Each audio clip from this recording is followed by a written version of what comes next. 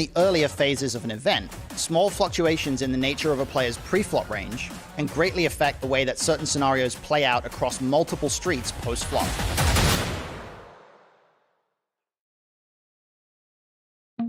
It really is a show within a show. This is a cash game, these people are going at it for real money, but then this sub-layer of, and we get to know why. Blind vs. Blind and No Limit Hold'em is a unique island that rarely presents itself elsewhere in game dynamics. The beauty of this spot is that the lack of intimate knowledge of correct frequencies leads to a lot of street poker. I'm gonna float with devious intentions here. Two ranges, both wide, where both players are defaulting back to their game theory pillars in order to try to intuit a strategy on the fly. In other words, mistakes will be made. Yeah, I don't know guys, guess we're just not gonna win any pots today. I can say that without a shadow of a doubt, this proved to be the most exploitative hand by both parties that we have ever examined on Second Thought.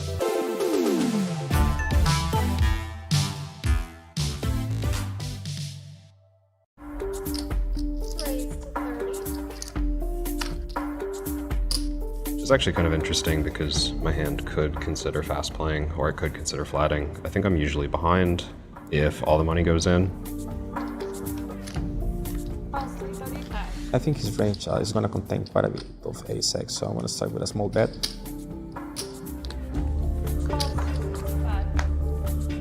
Michael's doing a good job here of leaving money behind, making it harder for some of my marginal hands. Very bad river card for me. I was going to just go all in pretty much any river. I think the only automatic call he's going to have is pocket kings, whereas pocket aces is somewhat likely to trap me on the turn. I'm getting a very good price, of course, to call here.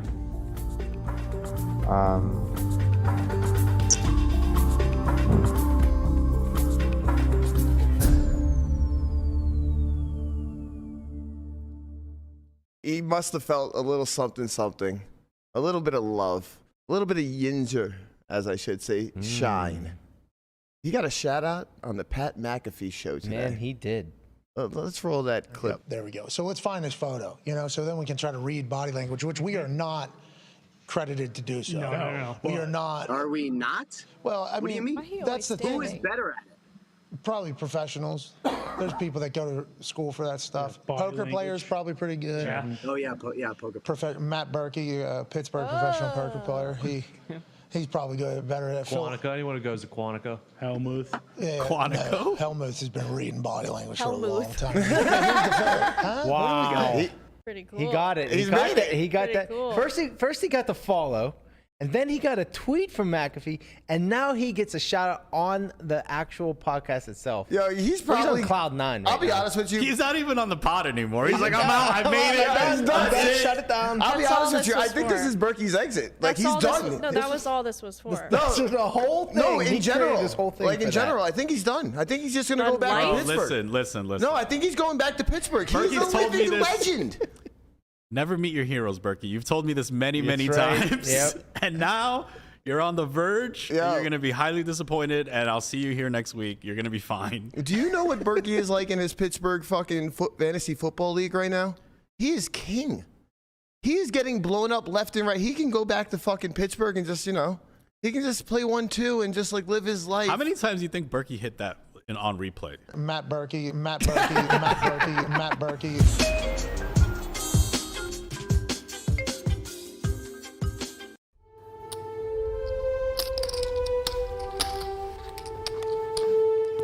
We definitely flop advantage. We have more overpairs than he does.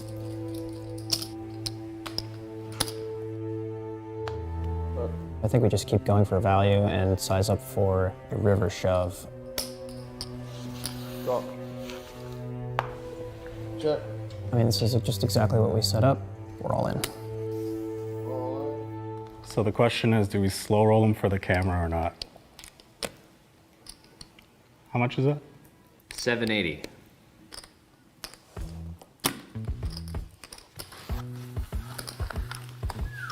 Did you just get slow rolled? I guess, right? It didn't seem like a happy call. Welcome to the big leagues, Rook. I'm Andrew Brokus, and this time around we will be talking about betting lines. thinking across multiple streets, what are we accomplishing with certain betting lines? Check raising and then checking the next street, or check calling the flop and then shoving the river after the turn checks through. When we bet small on the flop and then bet much larger on the turn, what is the function of those two bets in tandem?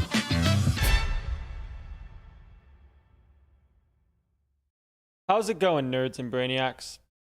Landon here, and I'm here to tell you that an all-new season of Poker Out Loud is available now. Every Monday at noon Pacific, a new episode drops with elite poker minds offering high-level, real-time commentary on their own play. Ever wonder what Kevin Rabichow is thinking, facing a turn over bet? Or what Xuan Liu factors in before cold four betting? Find out the inner workings of high-level players exclusively on your home to live poker strategy, solveforwhy.io. Sign up for the all-in access pass today.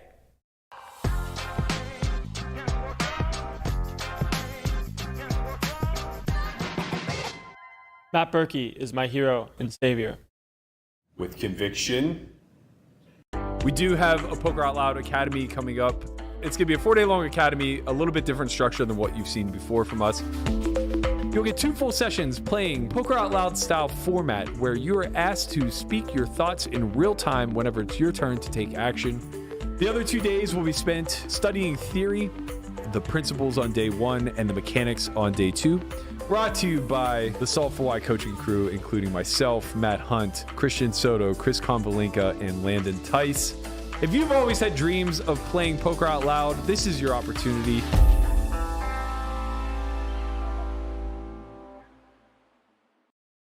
Have you ever wondered what professional poker players are really thinking?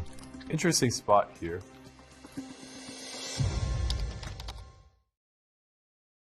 Whatever range that you would apply to the button also applied under the Are you bored? It's like well constructed. I'm bored, and I don't even exist.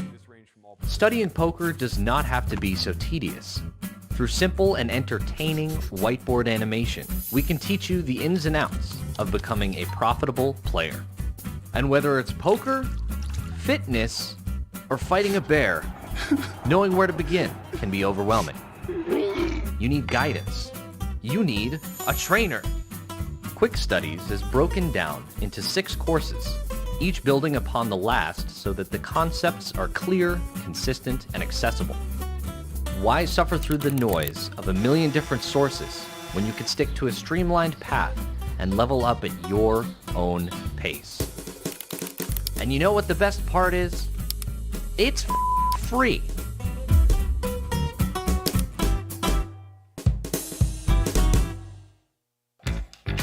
The focus of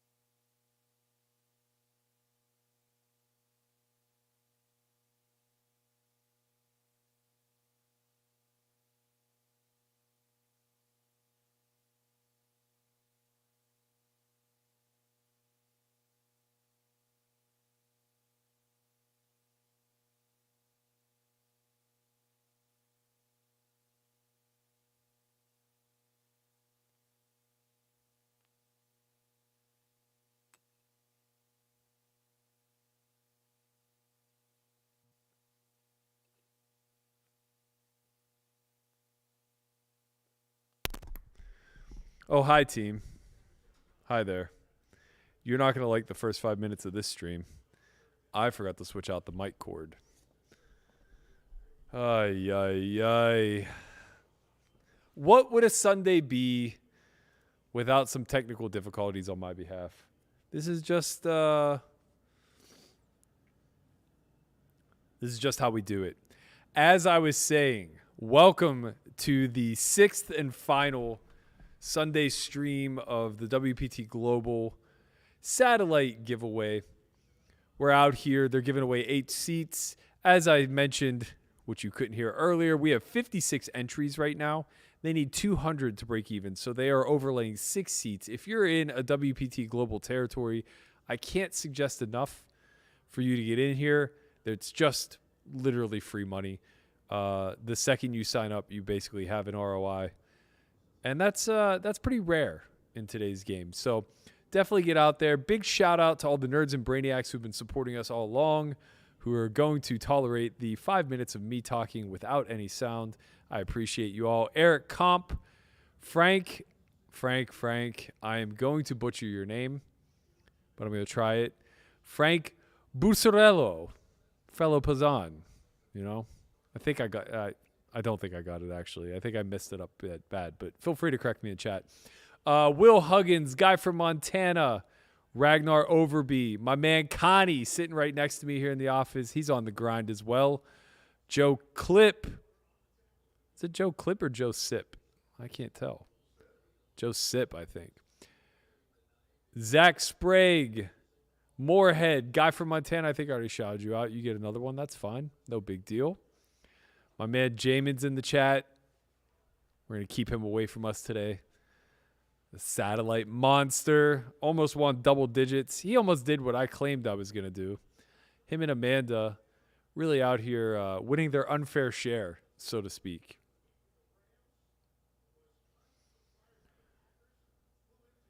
Shout out to Dwayne Alexander. We're going to flick it in here on the button. I think we have a hand that's playable.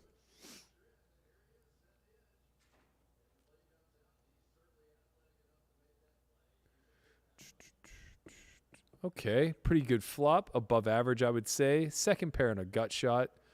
Facing a C-bet here from under the gun. We really shouldn't face many bets on this board texture, and when we do, it probably should lean a little bit bigger. I think our hand is a really good candidate to raise. Probably one of the areas that we want to be pulling bluffs from is middle pair and gutties. So let's do that. Oh, no! God damn it. I really need to figure out how time banks work on this stupid site. Okay. My man Grind Guy found the check raise. Let's see what happens, shall we? We would have turned 2 pair. That's very bad for our range. Well, it's very good for Maggie's range. So this could be a death card for us.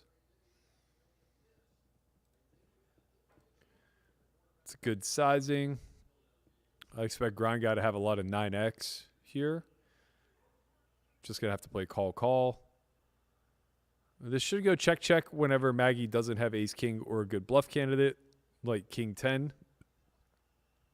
Otherwise, it's going to go check jam call. 9, 9s. Everybody has 9s. So our flop raise would not have worked very well. Oh, Scout. We faded one. I don't know what Scout's so upset about. We got lucky, Scout. Why are you so mad? Oh, it's the neighbor dog. The neighbor dog is chirping. We're going to play flat here. Hand could go either way.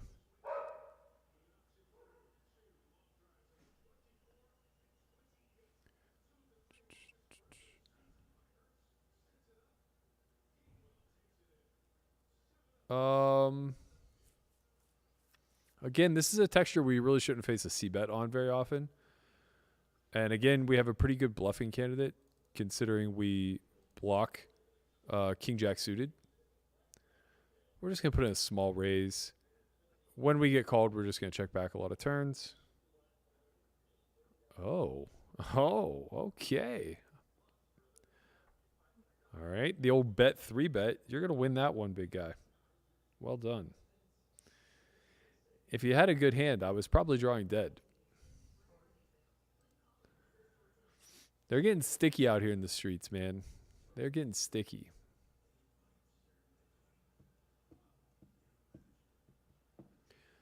Shout out to my man, to Blave. Probably the best screen name out there. Little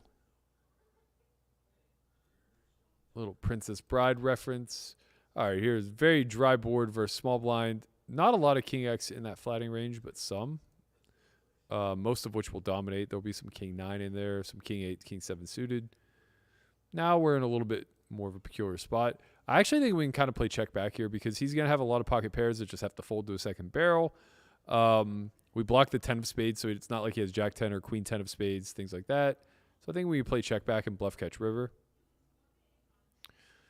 Jack is a neutral card. Facing block.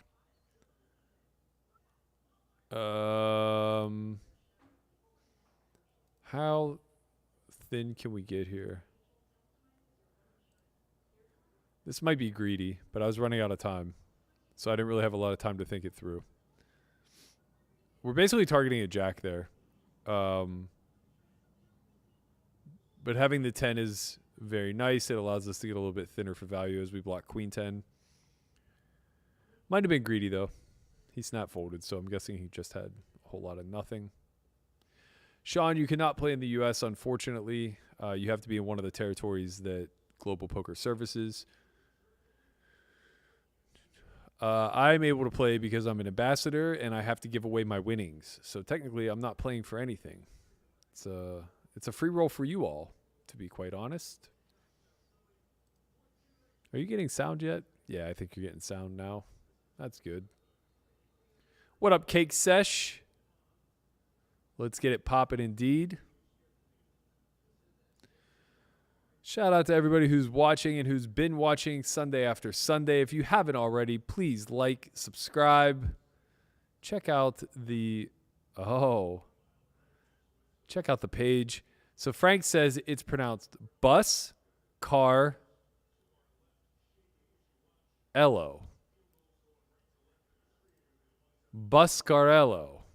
Buscarello. That was close. I said Boos. Boos seems like it could be it. It's literally pronounced phonetically. It's pronounced the way it's spelled. Buscarello. Welcome to the stream, Mark Landshark. My apologies for the sound difficulties. Appreciate you guys sticking it out.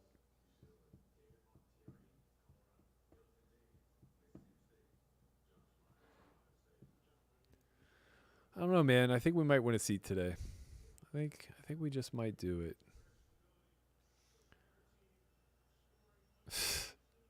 Hello, Caitlin. Welcome to the stream. My radio voice has finally kicked in.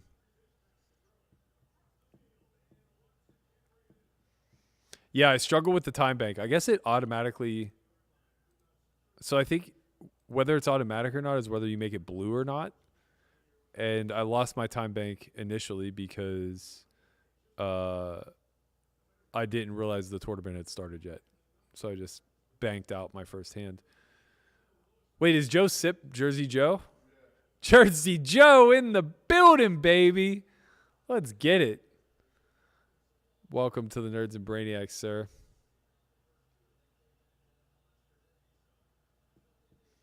Yeah, I did all my stalling the first orbit, apparently.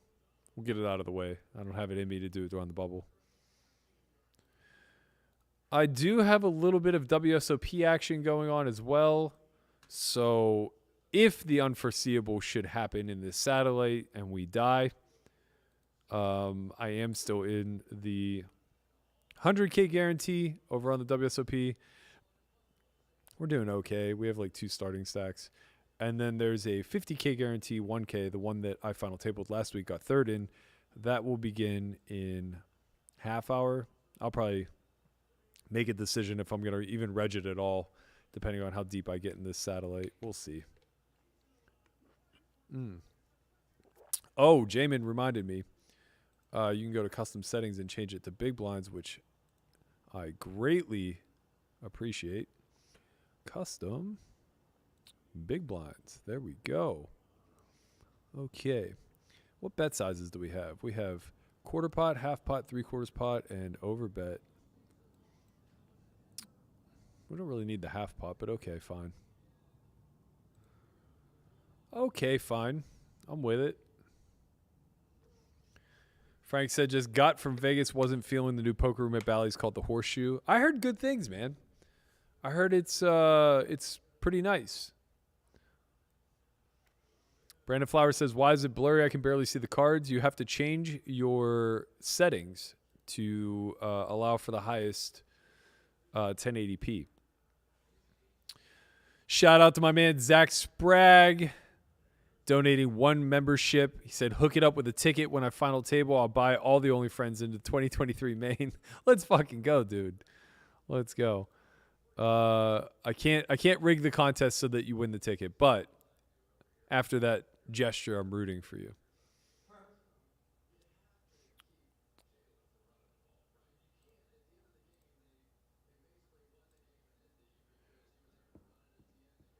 Got a bluff through on WSOP. My heart was pounding a little bit. Whew. Whew, boy, you never outgrow it. No matter how dead inside you are. What up, Queen Bee Poker? Shout out to one of the viewers who actually is able to watch. I know that, or able to play rather. I know that she had been grinding these satellites earlier this month. Just missed out on a seat. I think she finished second to possibly Jamin. I mean, the safe bet is it was either to Jamin or Amanda, since they won all of the seats. I'm not sure if you won a seat since then, Queen Bee, but I hope you have. Best of luck. I know. Did you win a seat to the ladies event, I believe? I think that's factual. Oh, you want a seat to the main? Conrad told me. If that's true, congratulations. Be sure to say hi when you're out here. Oh, Jamin taking the night off. I have a shot. Well, they are giving away 8 seats, so he's only one killer I need to worry about. It's not that terrible. There's still 7 other seats. I see him.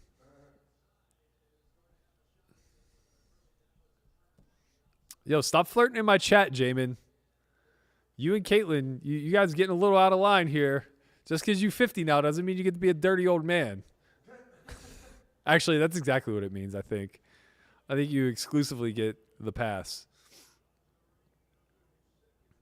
Although, maybe not if you can still dunk a basketball like you claim. Salted Cod, what's good, my man? He says, haven't been keeping up with the streams. Has it been discussed why Melissa left? She's talked about it a little bit. She's just kind of burnt out on the 5-day-a-week thing. She'll be back. I guess it's 2 weeks now. So the week after next, when we are hosting Live from the Wind, she's going to be joining us for that. She'll probably just be in and out whenever her schedule allows for it. She's going to do a lot more traveling, a lot more commentary, things of that nature. Huge fan of the content she's doing. Excited to see what she comes up with moving forward. I saw somebody say something.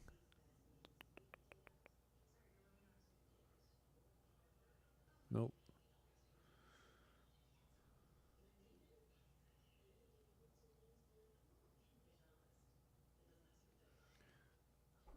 Oh my goodness. What up, Jeremy Geist? Let's go indeed. Let's get it popping, baby. Let's give Queen some mod status. She's out here in these streets, out in the community. Give her a wrench.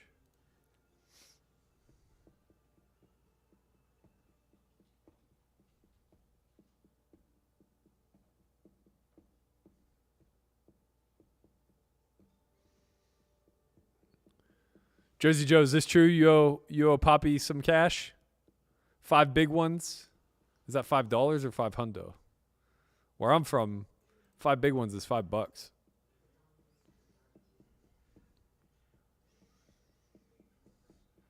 Ryan Keegan says, as a Packer fan, I'll be watching the rest of the night. Bro, I got to tell you, I benched Rodgers this week for Kenny Pickett, and not because I think Kenny Pickett is some sort of fantasy god. Just, I don't like your squad's chances. The MVP doesn't have it anymore.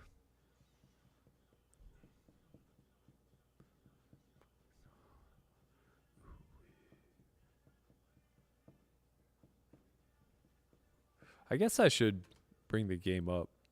That seems like the right thing to do.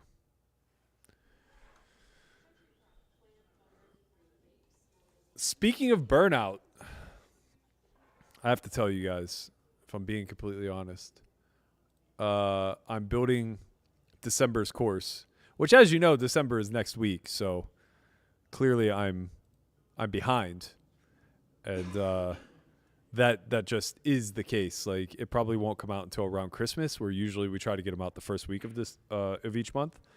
But I'm continuing on the mid-stakes Bible course, and I need to make this chapter about multi-way pots. And I have to tell you, I just don't have it. I mean, I'll get it. Don't get me wrong. Like, this is something that I'm very, very passionate about, and a subject that I've outlined numerous times for many other pieces of content that never actually made it to the site. So I'm basically prepared. I just mean that, like, I don't have it to get in front of a camera and teach right now. And I think that I think it's getting exhausting being on the mic 24/7. But I also go through these ebbs and flows. So it's not like I'm burnt out like day after day. It's like I'm burnt out hour after hour. So there will be like certain hours in the day where I'm just like, okay, I got it. I'm locked in. Like, in multi-way pots, what you want to consider is what the actual positioning of the formation is. Are you in the middle? Are you first act? Are you last act? That is going to have a huge impact on how you choose your c-betting strategy, how often you choose to check, how often you choose to bet, and the sizing structures that you use, right? So I'm just like locked in. Like right now, I'm locked in, and I wish I could be making content for my course, but I can't because I have to win the seat for everybody. So I'm going to try to do both. I'm going to try to ship this seat, and then I'm going to make this course on multi-way play, and you're all going to get to see it for cheap because we are doing a Black Friday sale for new members. First time you sign up, you get a 2-week free trial, plus your first 3 months are half off, $25. You'll get to enjoy 45 different courses that we have. I got a 4-bet here. So I think we're 4-bet folding. So we're going to make it a little bit on the larger side. This is actually a standard size 3-betting out of the big blind. So this is probably actually small for a 4-bet. But this is kind of not even really a 3-bet, right? It's just like an accidental non-flat. But if he jams, we just have to fold. So the way this works out is pretty good for us. We're still at 2 SPR. We do have the Queen of Diamonds. This is a board texture where we have a lot of checks and we have a lot of like half pot-ish type bets. We don't really ever bet small on this board. So if I had King Queen here, I think I would follow through with a bluff. If I had Ace King, I think I would follow through and bet for value. But with Ace Queen, I think we just play check call. Now on the turn Jack, this gets a little bit spicy. So I think we can set up like a 2E strategy. Fuck, I just don't have time is the problem. Whoops. All right, so we're going to bet half pot and then just be all in a lot on the river.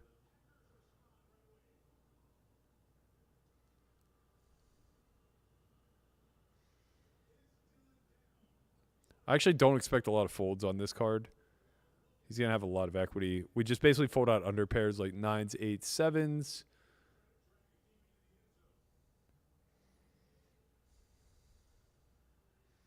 Okay. Fold is a nice event there, though. Basically, we would probably jam most rivers that weren't a spade. So spades we would have to give up. Obviously, on a river king, we have the nuts. River ace, we still probably have the best hand. We run into ace jack every now and again, but not very often. And then on diamonds, we just almost certainly are folding out like a lot of his one pair hands, like 10x, Jack X. This is a fold. So anyway, for anybody who's interested in signing up using the Black Friday code, just head to solve4why.io. Use sign-up code Friday22 whenever you are checking out, and you'll get 3 months at half off.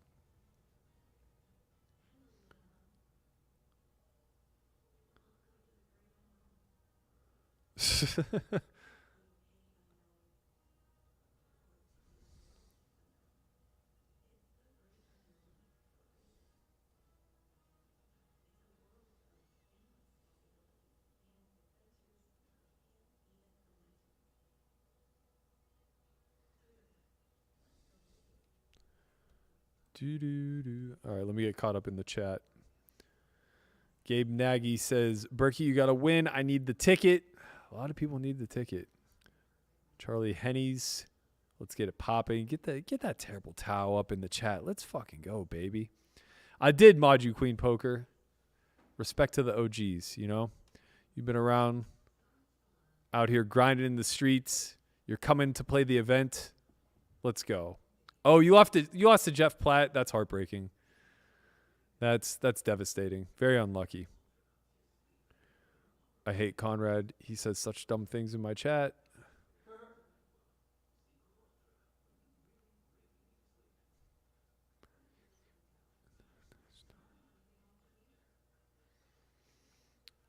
Leland says, always enjoy the stream. Hope it's a long night to watch. I'm with you, man. I'm with you. I'm here for the content, you know? Guy from Montana says, when the next academy, trying to figure out when I'm going. That reminds me. We're supposed to announce new dates. Man, I'm glad you reminded me of that. Right now, our next academy is still February 2nd to the 5th. I think we have 1 seat left. Though we may have promised that to somebody, so I'm not sure. But anyway, I believe there's 1 seat left for February. We'll be announcing March dates ASAP, as I should have already done that. So the plan will be to get those dates announced this week. Thank you for the reminder, Guy from Montana. I appreciate you. Here we flop above average. I don't think we have any real reason to check in this spot. Jamie's going to have a lot of 6X, of course, but we'll just have to deal with that as it comes. This is a pretty clear quarter pot spot. These board textures allow for a larger bet as well. Especially in situations where the button won't really have a 6. But with both the small and big blind in here, this gets a little bit dicey. The good news is that we won't get check raise bluff very often. People just tend to under check raise these boards. Like they're supposed to check raise Jack 10, 10-8, things of that nature. When we face a dead min raise, I don't know what that is. Doesn't really matter. We don't care to figure it out. We just have a hand that calls.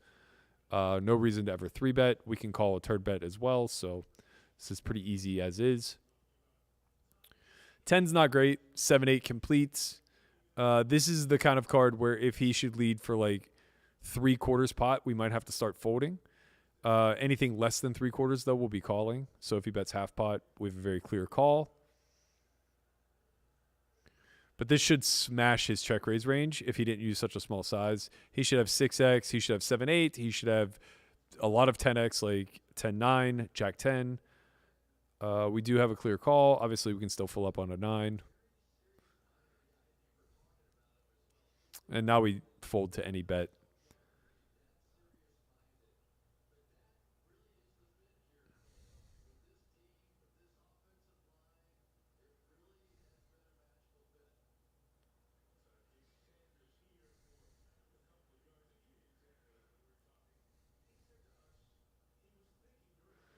Love to see a check here, even though I don't think we're ever really winning regardless. Depending on size, we'll be up against anything from trips to a straight to a flush. The bigger the size, the stronger the hand generally. This is just a clear fold now. Unlucky run out for us, but he probably had a 6 anyway, so who cares?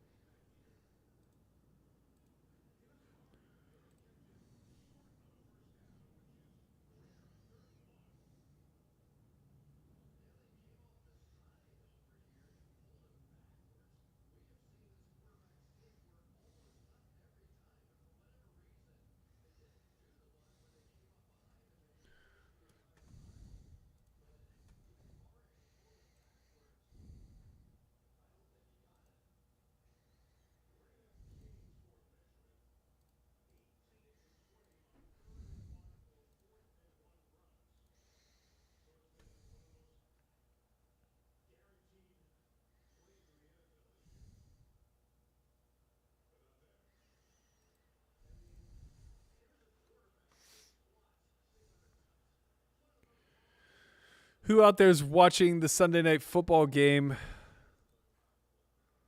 Let me know.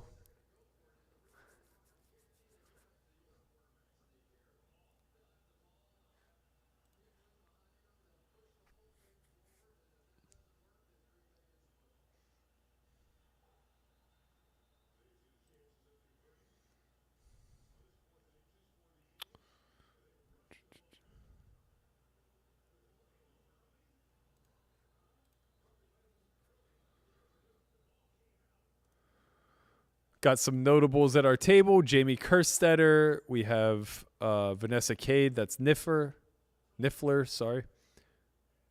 I think that's it. I don't recognize anybody else.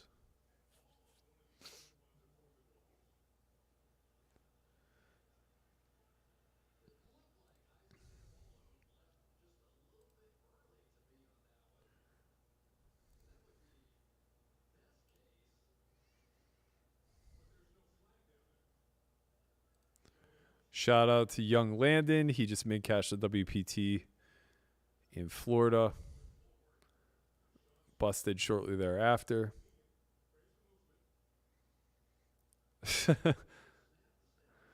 RL shipped the package one time, says Berkey, I'm using my one time to get this package. See my updated name. I see you, man. I'm rooting for you.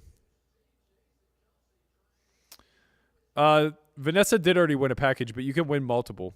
Remember, we get to play all 3 flights, so winning multiple seats is kind of encouraged.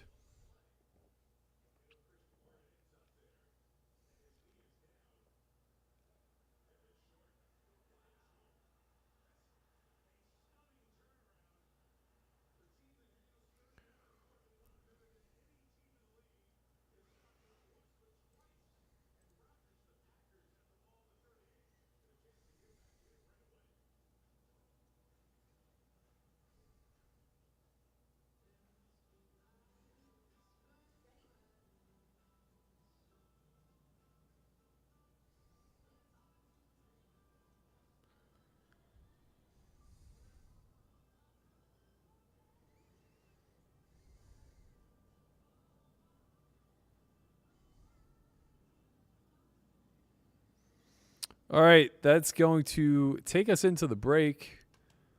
I'm going to utilize this 5 minutes wisely, and I shall return.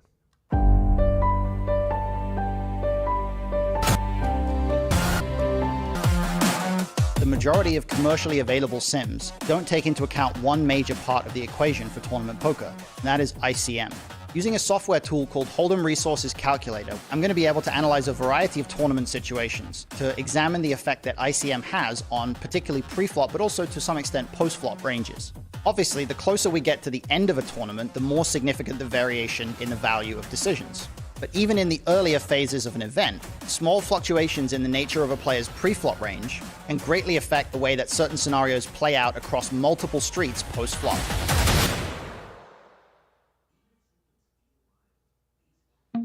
It really is a show within a show. This is a cash game. These people are going at it for real money. But then this sub-layer of, and we get to know why. Blind vs. Blind and No Limit Hold'em is a unique island that rarely presents itself elsewhere in game dynamics. The beauty of this spot is that the lack of intimate knowledge of correct frequencies leads to a lot of street poker. I'm gonna float with devious intentions here. 2 ranges, both wide, where both players are defaulting back to their game theory pillars in order to try to intuit a strategy on the fly. In other words, mistakes will be made. Yeah, I don't know, guys. Guess we're just not gonna win any pots today.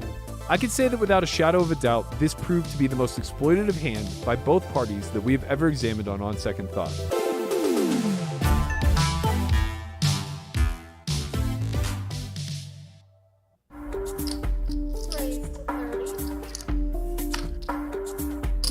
It's actually kind of interesting because my hand could consider fast playing or I could consider flatting. I think I'm usually behind if all the money goes in. I think his range is going to contain quite a bit of ace-x, so I'm going to start with a small bet.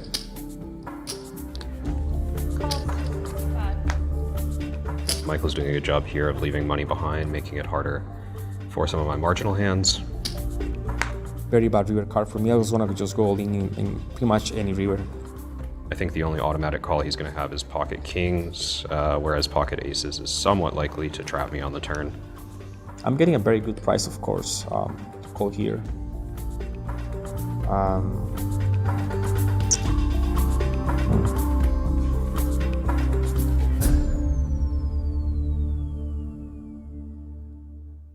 He must have felt a little something, a little bit of love, a little bit of yinzer, as I should say, shine.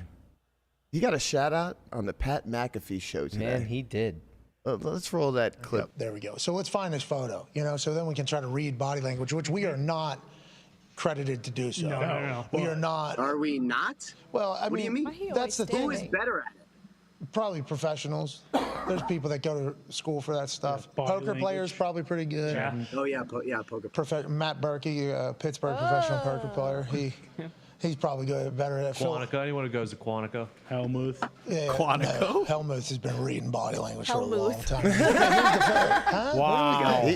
Pretty cool. He got it. He's He got made that. it. He got Pretty that. cool. First he got the follow, and then he got a tweet from McAfee, and now he gets a shout out on the actual podcast itself. Yo, he's probably on cloud nine. I'll right be now. honest with you. He's not even on the pod anymore. He's like, I'm I'm out. I made it. That's done. That's it. Shut it down. I'll be That's all honest with you. this I was think for. this is Berkey's exit. Like That's all he's this done. was- no, that was all this was for. No, the whole thing. No, He in created general. this whole thing like in for general, I think he's done. I think he's just gonna go Done back to life? Pittsburgh. Listen. No, I think he's going back to Pittsburgh. He's Berkey's a told me living this. legend. Never meet your heroes, Berkey. You've told me this many That's right. times. Yep. And now you're on the verge. Yeah. And you're going to be highly disappointed, and I'll see you here next week. You're going to be fine. Do you know what Berkey is like in his Pittsburgh fucking fantasy football league right now? He is king. He is getting blown up left and right. He can go back to fucking Pittsburgh and just, he can just play 1-2 and just like live his life. How many times do you think Berkey hit that on replay? Matt Berkey, Matt Berkey.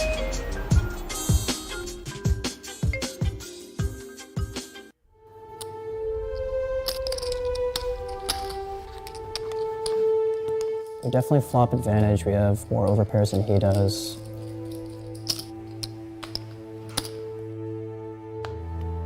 I think we just keep going for value and size up for the river shove. Drop. Check. I mean, this is just exactly what we set up.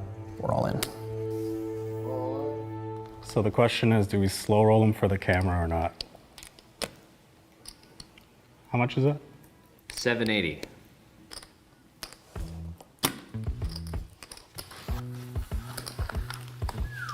Did you just get slow rolled? I guess, right? It didn't seem like a happy call. Welcome to the big leagues, Rook.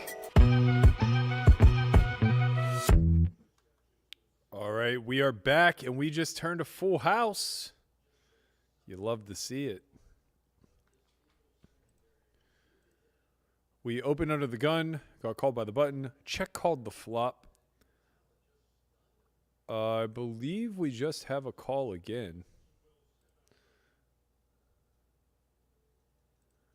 He's going to have a lot of bluffs. We want to give him room to just bluff it off on the end. He'll also have some 9-10, which has now gotten there.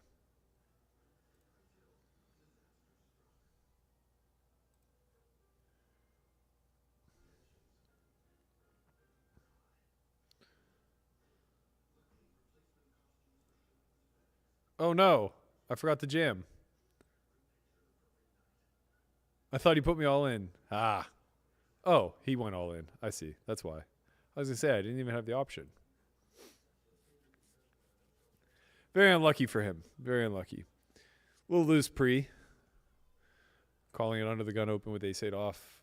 Not theory optimal, but, we're not here to judge. Robert C. says, hey, Berkey, if you win the ticket, when is the giveaway? We'll probably announce it on Friday's Only Friends podcast. Give everybody a week to enter the drawing, get prepared to show up. We just have a call here. Good flop for us. Gut shot over backdoor. Would prefer not to have the jack of clubs, So that'll likely lead us to just playing call should he c-bet.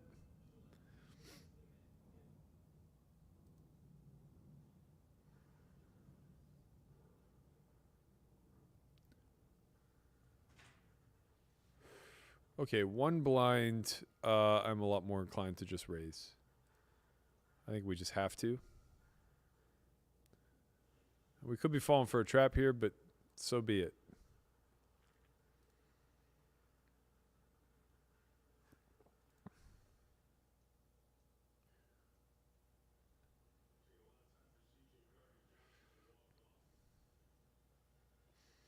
Just a reminder to everybody who is a fan of the podcast, we're changing our time slot starting tomorrow. We'll be at 10 a.m. Pacific, 1 p.m. Eastern. So be sure to adjust accordingly if you want to watch us in real time. Also, we are going to be debuting the Only Friends Out Loud season immediately after tomorrow's podcast. Episode 1 will premiere as soon as the podcast ends tomorrow. That's basically going to be 5 episodes of the Only Friends cast playing Poker Out Loud style format. Those of you who are members of the Nerds and Brainiacs, you've gotten an early preview.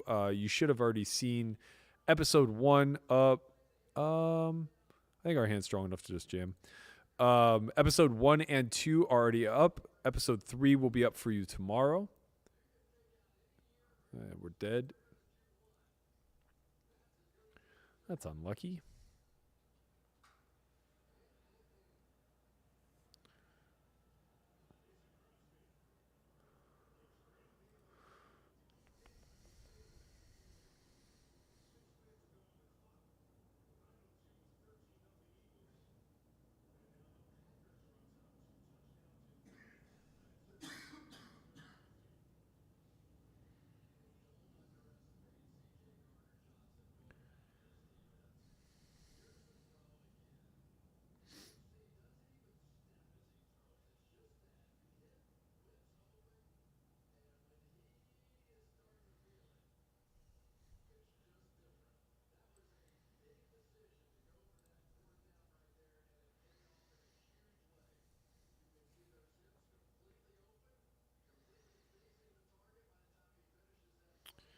Joe Geegan says, laying in bed super sick. Thanks for streaming and give me something to watch. Take it down, Burke. Feel better, Joe. Sorry to hear that you're not feeling well.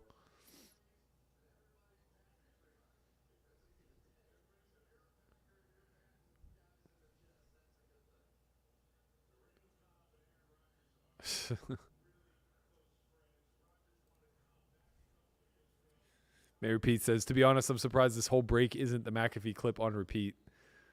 We save that for special occasions.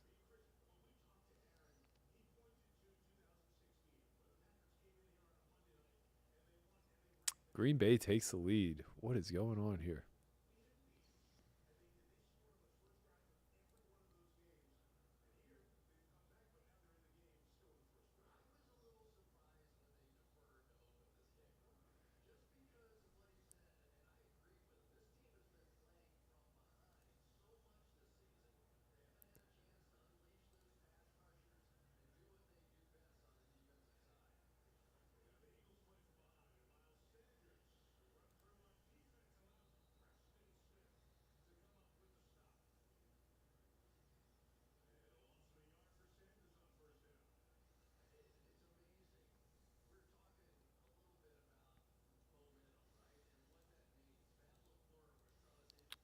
Oh, we're not able to toggle back and forth between blinds and... that's kind of annoying. I'd like to know how many chips I have also. Satellites are a little interesting because you kind of measure it based off of how many starting stacks you have. So let's see. We are 16th in chips, meaning we have... Oh, we only have 1.5 starting stacks. We got a long way to go, team.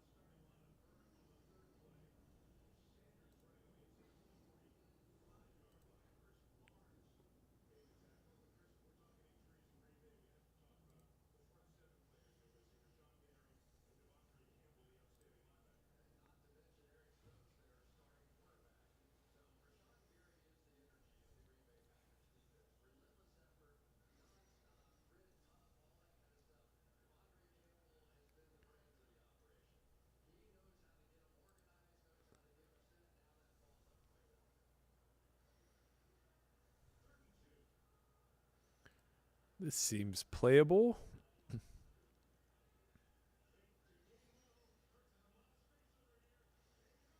What $100 prop bet did I win you, Eric? By all means, give us some details here.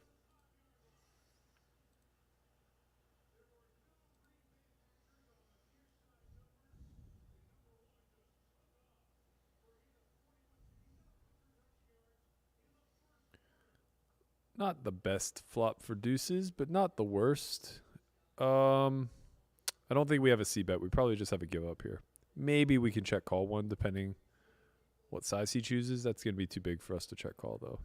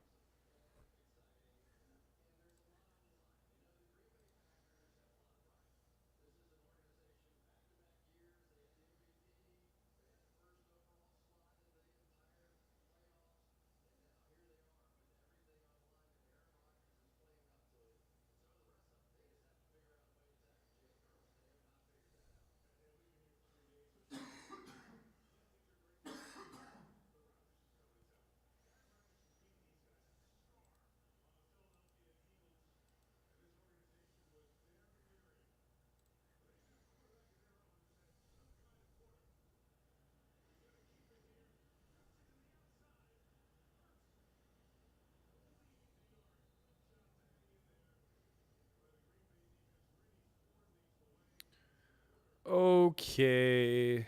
Kerstetter flats the cutoff. That's going to be like a lot of pocket pairs and broadways. I think we start with a check. If there was a heart, we would bet. She should just be betting, like, pretty much range when we check there.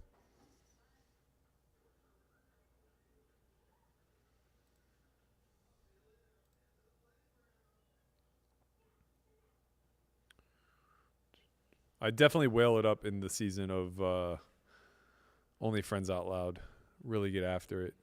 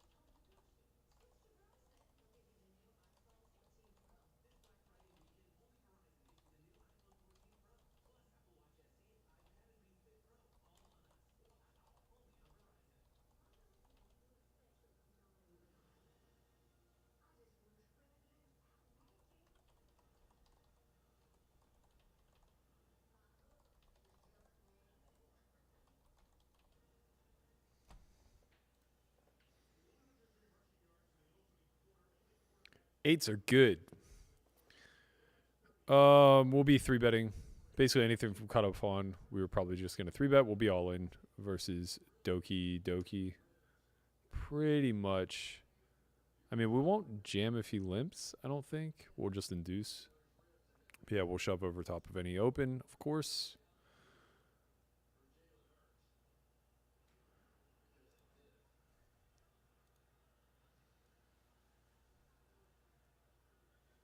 Okay, now we just never mind. 8. Nope, he gets a full house.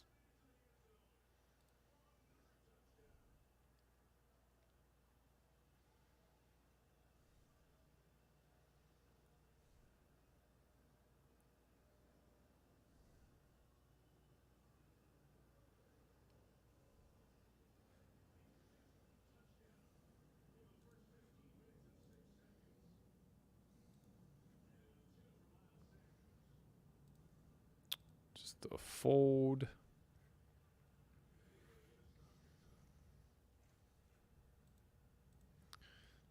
Man, this game's going to turn into a shootout.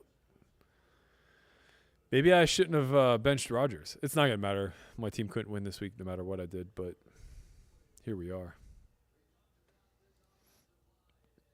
Has Bitcoin hit the bottom? Who knows, man? Who knows? We're in a recession. Nothing's at the bottom. We're far from every bottom, I think. There's always room to go down.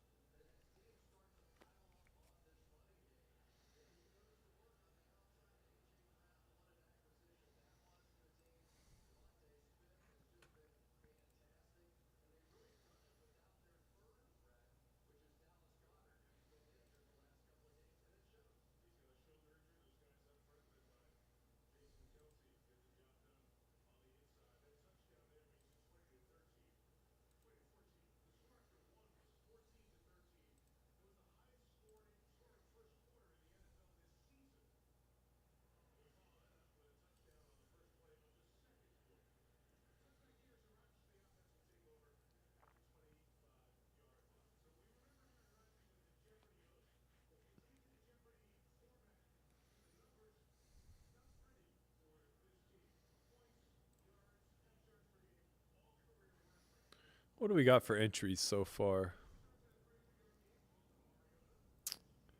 85. Still overlaying 115 slots.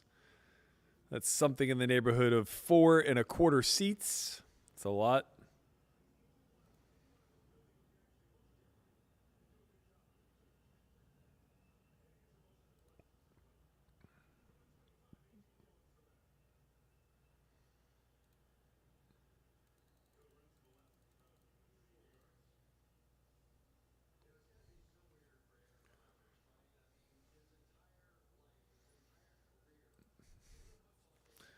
Andre does whale it up in the season, but he does his best to pretend to be a professional. All he does is accidentally talk shit on Conrad, Melissa, and Brian.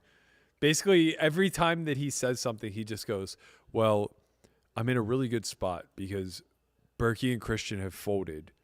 Berkey, Christian, and Landon have folded, so I just have to get through Brian, Melissa, and Conrad, and they're just inferior players.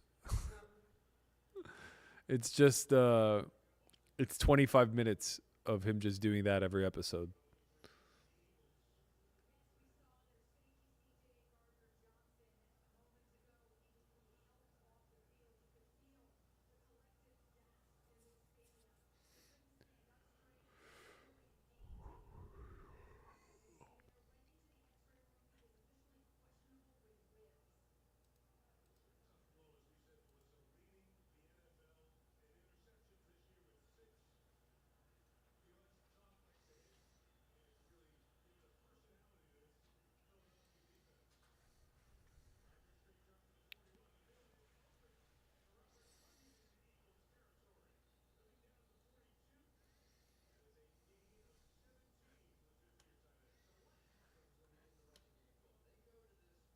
Man, Rodgers looks good tonight. I'm not going to lie. All right, you need to explain yourself, Caitlin. She says, can I game girl the next OnlyFriends out loud, pretty please? I don't know what it means, but I'm very prone to saying yes to pretty much anything. So please explain yourself.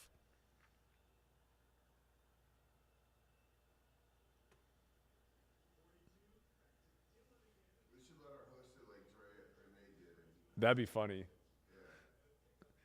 Yeah, you want to host it like Drea used to for Poker Out Loud or Poker After Dark? You could just like do player interviews in between hands. Now, Christian, I noticed that you randomized in that hand versus Andre Hangshua, who has never played a single hand of professional poker in his life. What were your thoughts?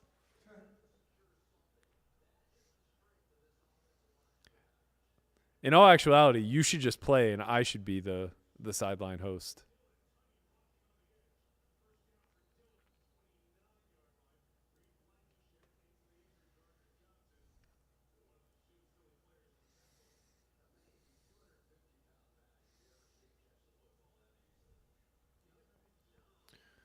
Are the Eagles frauds? Are the Packers just tearing them apart right now? Queen Bee says Doki Doki is Dara O'Kearney, I'm pretty sure. Oh, that's good to know.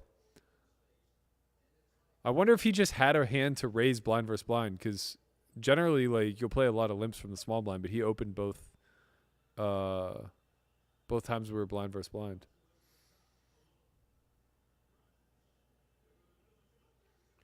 Stuart Taylor says the first 2 Only Friends Out Loud episodes are super fun, although not sure we learned much about poker from them. Just pure friends exploiting friends' tendencies to the max. Yeah, it's not meant to be educational, for sure. It's just meant to be entertaining. Wow, I speak too soon. Philadelphia with a pick. Eric Comp says, Yo, Berkey, what full tilt avatar did you use? I was the monkey. I was the rock, as I think everybody on those sites like to do the opposite of their actual personality. So I wanted to pretend to be tight, see what that felt like for a day.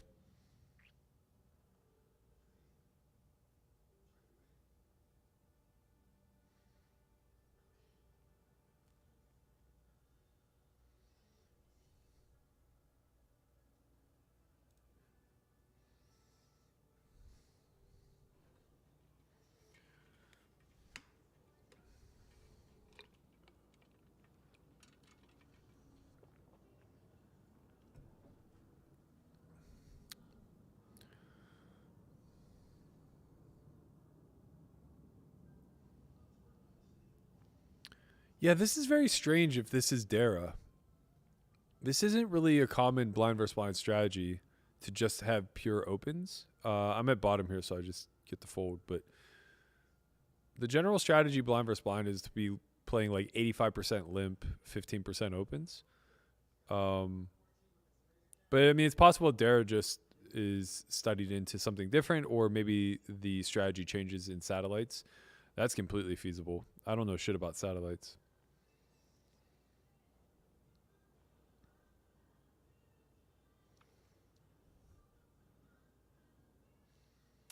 This is going to be a more favorable board for us than him.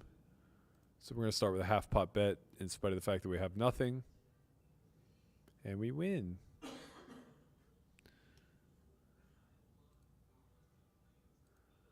Oh, this just in.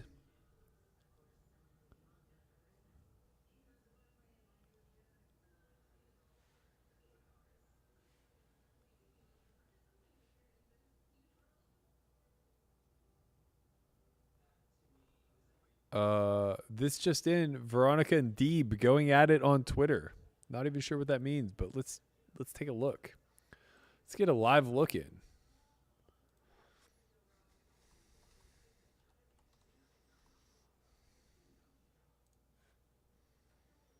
What say you?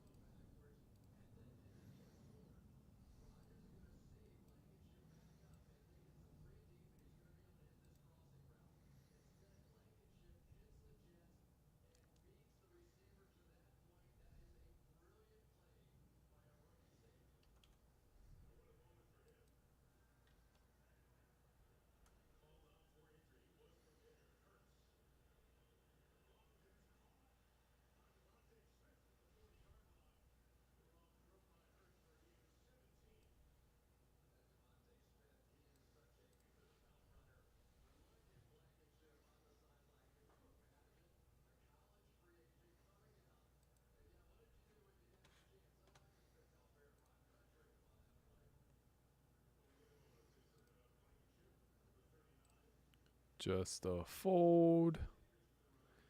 Game girls are tipped for mixing beverages and wearing sexy little numbers. Oh, but we have Christian for that. Why we can't possibly replace Poppy, you know, that Dominican swag. But you're welcome to play.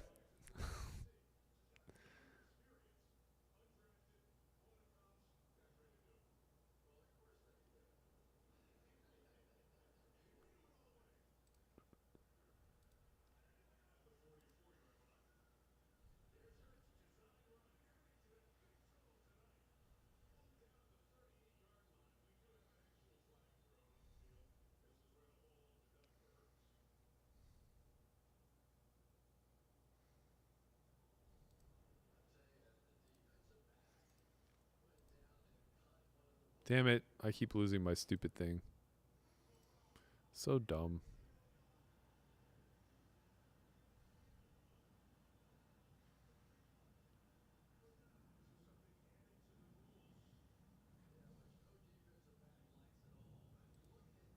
Eights are a good hand. I said that before.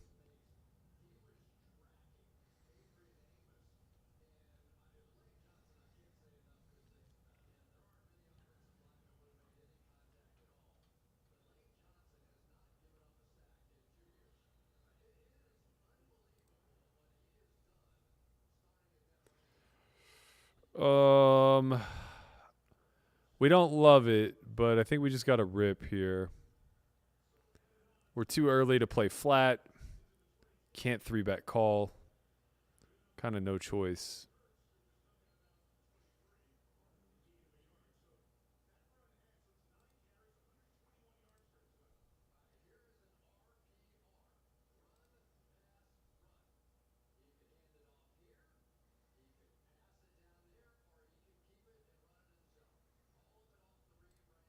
We did it. We got it through. Fold.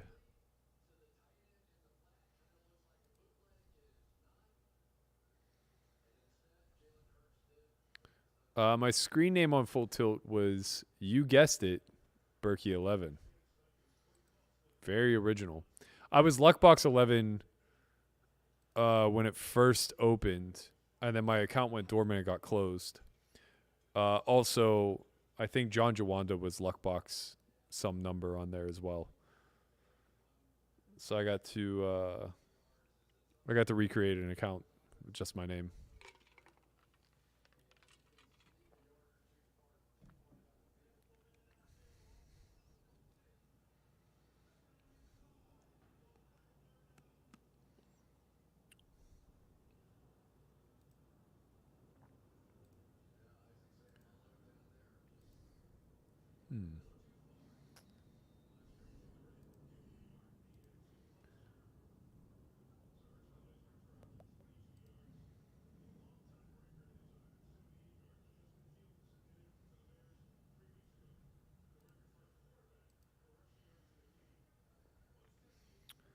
Doug R says, the Only Friends Poker Out Loud is awesome. Great stuff. So fun to see Landon's brain twist.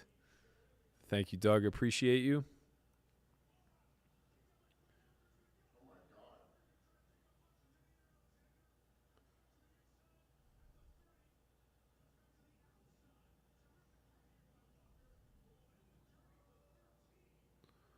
Oh, shit. Oh, no. Whoop, whoop. Oh, from behind. Ran into his own teammate. Wow, that was incredible. That was the most exciting extra 3 yards I've ever seen. Stuart Taylor says, Caitlin, just do a spoof Only Friends Out Loud episode. Although it's already hilarious, I'm sure you can do it even better. Yeah, the only thing better than the real thing is Caitlin playing all 6 players herself.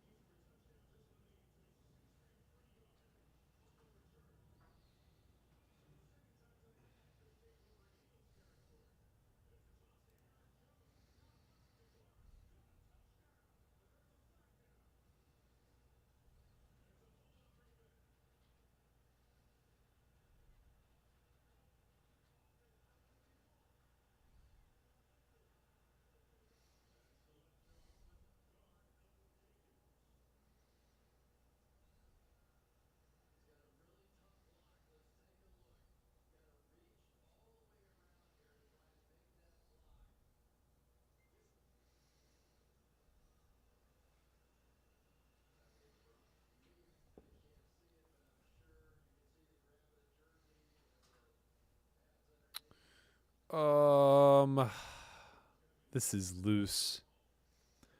But I owe Kerstetter a good bad beat.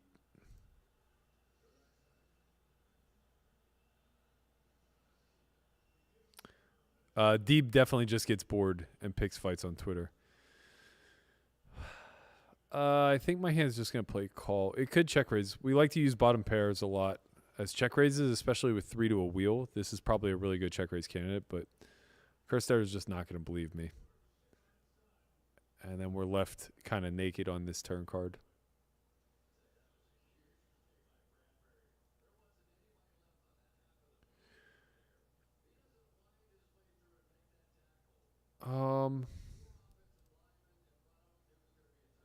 Can we get better to fold when we block? Definitely not. Can we get worse to call? Probably not. I think we'd probably just have a check call at worst. Yeah, that's a good hand. Eric Comp says, never heard any Berkey Taj Mahal stories, just not a part of Yitzer upbringing, or maybe I'm dumb. I had limited experience at the Taj. I did play there a little bit. Matter of fact, my first trip ever to, wow, what a grab. My first trip ever to Atlantic City, I went with Lamanna, and what I was unaware of going in was that we weren't going to get a hotel room. So we stayed at the quote-unquote Garage Mahal, which was just sleeping in the car in the parking garage of the Taj as we grinded through the night. It was quite the experience. Things that you can do when you're young, you know? Things you can get away with. That's a fold. Robert C. says, how about you try to get Poker Bunny on Poker Out Loud? I think it'll be very interesting to hear what she's thinking or not thinking about when playing poker. I would tend to disagree. She's very studied. I don't think she's thinking when she's playing poker. I think she's recalling, like basically remembering what the nearest sim is to the spot that she's ran. That's not a bad thing. That's actually probably a pretty good thing. But I don't think you would be like fascinated by anything. I think you could like plug in a million young people and kind of get the same sort of rhetoric. Also, she's living in Europe now, so it's not like she's ever here. This is annoying. Honestly, this is a bad flat. And if I was in the mood to gamble, I probably should have just jammed instead of call. Now I just have to fold. I should be looking to rejam pretty wide because I do have 5 bullets and I have no reason not to exhaust them.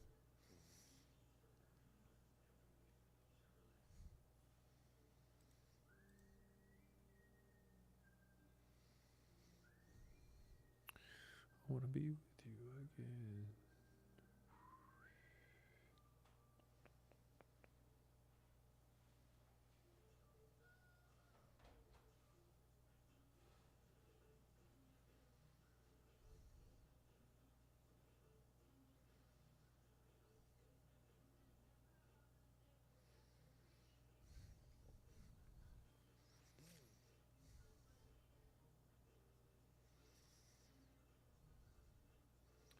Yeah, Keegs. We might have slept on Rogers a little bit. He's doing his thing, man. He's doing his thing.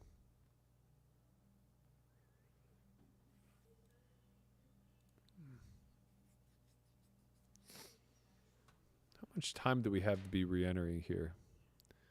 Probably gonna need to start firing. Okay, we have 35 minutes. It's plenty of time. Plenty of time.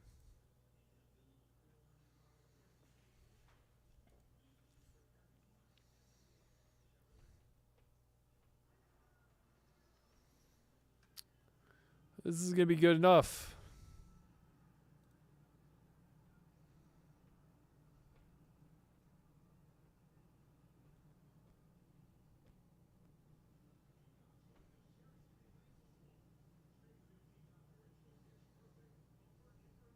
New table.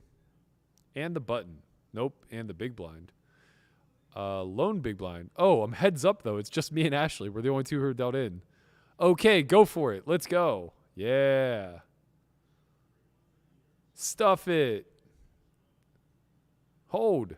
God bless it. How do they just keep having ace king? We were the only two dealt in. How did we get ace king versus eights? What the hell? What the hell's going on here? That was the most rigged setup I've ever seen in my life. Two people get dealt in. They both get premiums. Let's go. All right, we're back in. We're waiting for table to populate. Looks like there's 91 people entered, 49 remain. So half the field is gone. That's nice. Okay, just 3 of us are dealt in this time. We have 7 deuce. We'll let it go. Do we recognize anybody? No, we don't know anybody at this table.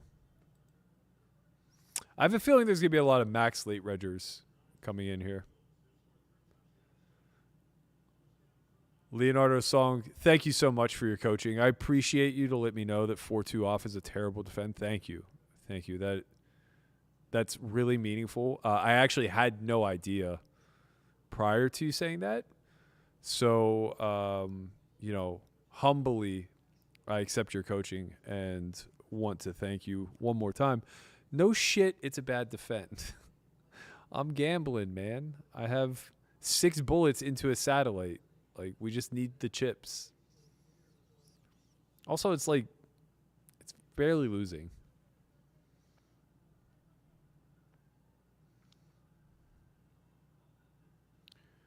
Why? 3-handed. This is an open. We got Mr. Tom Wheaton in the big blind. He's caked up. Look at all those chips.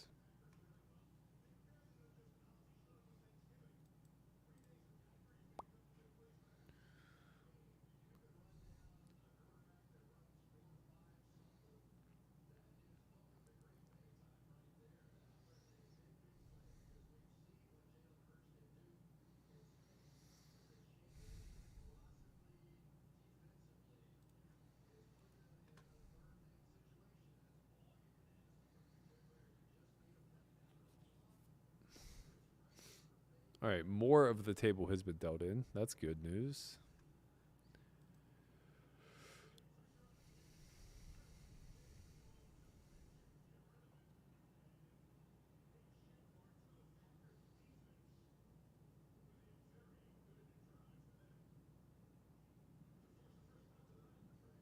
Those Green Bay defense is looking good today. I'll say that much.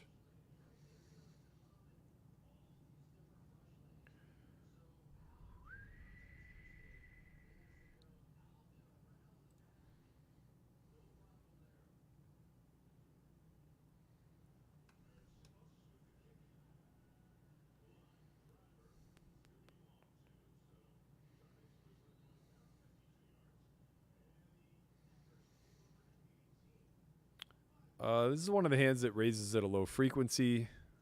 So we are going to make it. We are going to make it. We are going to make it. Now we're just going to make it 3 because I'm panicking. I was trying to make it 2.8.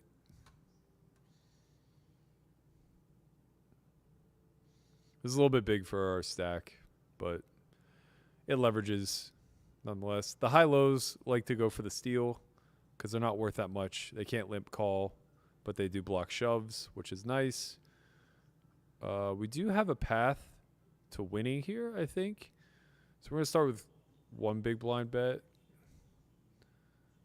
3 to a straight, 3 to a flush is pretty good in this particular situation.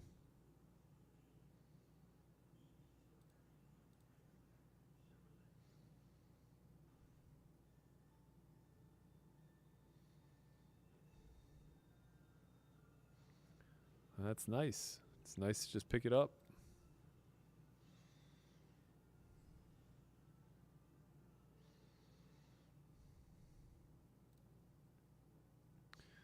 Playable Jank says, Poker Out Loud needs more Berkey and Howard hands. Could listen to those all day. We'll get Nick back in there. He was just on 2 seasons ago, I believe. Always enjoy playing with him. His game's matured a lot. I don't think you're going to see anything like you saw in season 1 out of Nick and I, where we were just having a massive leveling war.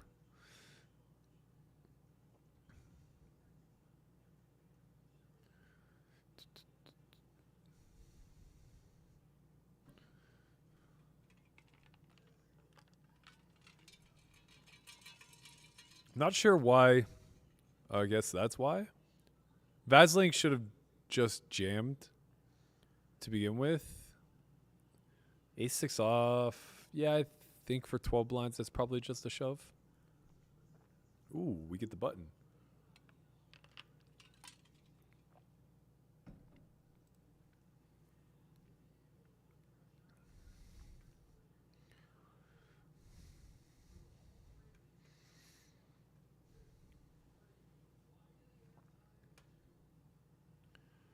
Oh, I...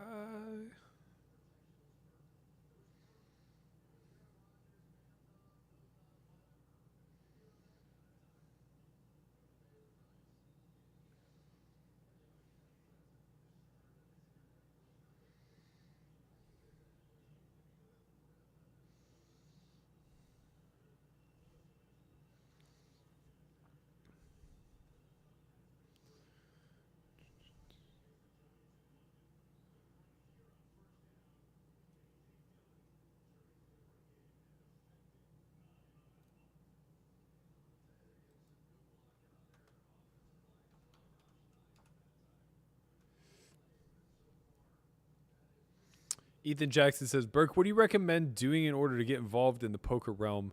Been studying for 8 years now. Knowledge is great and can talk my way through hands with the best of them. Finally getting... Message got cut off. I'll wait for the rest of it. But yeah, the advice to just play seems good. Finally getting the funds to go poker full time, but just wondering how to maybe get my name out there or something like that when I'm in a place online is a no-go. Not many pros in Oklahoma either. I guess I would first ask why you want to get your name out there. What do you hope to accomplish? I'm not so sure that it's worth anything. Being anonymous in poker and being a winner is pretty priceless. Oh, this feels bad, man. This feels real bad. I think we just have to make a tight fold. King 9 suited we would call.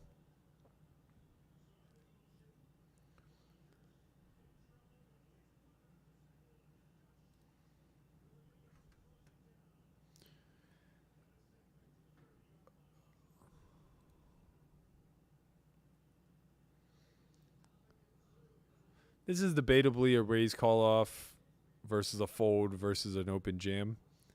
It's going to be really close in any one direction. These boards actually check back a lot versus big blind, so we're going to do exactly that with a set. We're trying to be all in, and at 2.5 SPR, betting here just looks really strong, I think.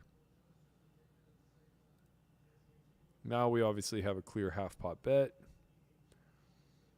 We'll have a lot of King X, Jack 10, Queen 10, plenty of bluffs. Yeah, I figured we were just going to pick that one up uncontested.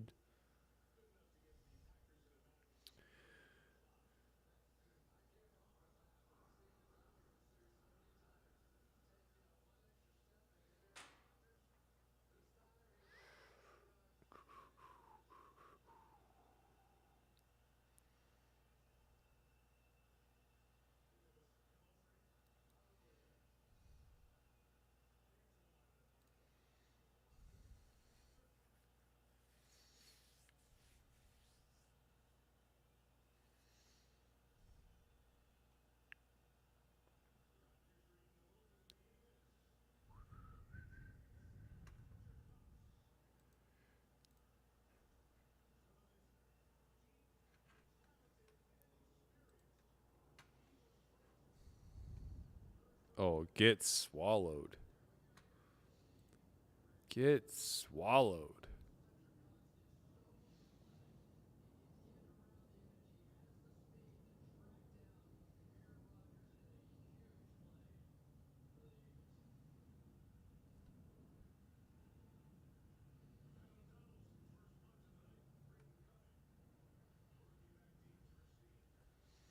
Clear open here.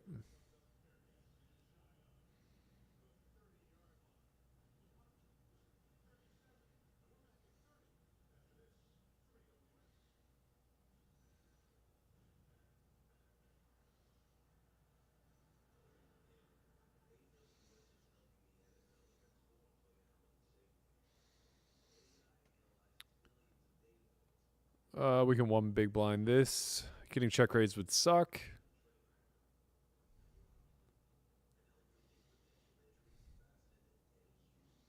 I think we can check back because we're way ahead, way behind. Basically, there's like no river cards that are bad for us.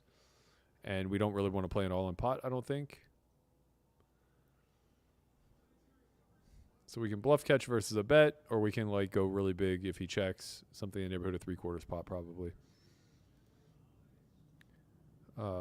The other reason why we didn't really bet the turn is because like what can call? Ace high can't call twice. It's unlikely as pocket pairs. They just jam pre. So now we get to basically rep a bluff range while going for quote unquote thin value.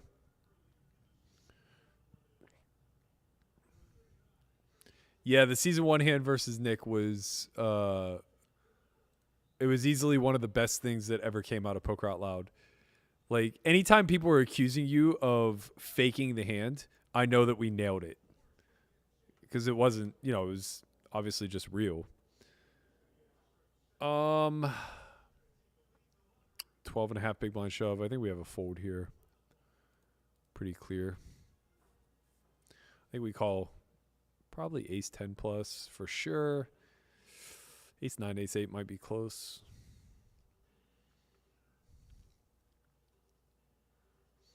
Get Cuz on Poker Out Loud.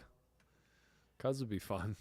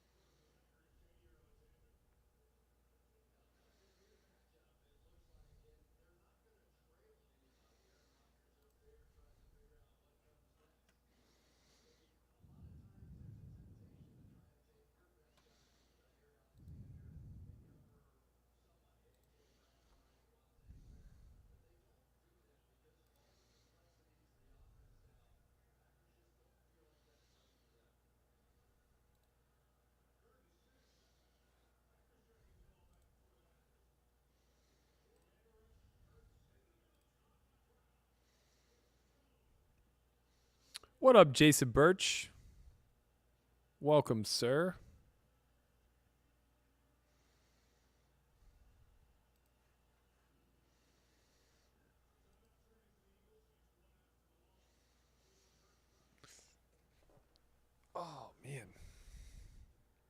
An hour is an awfully long time.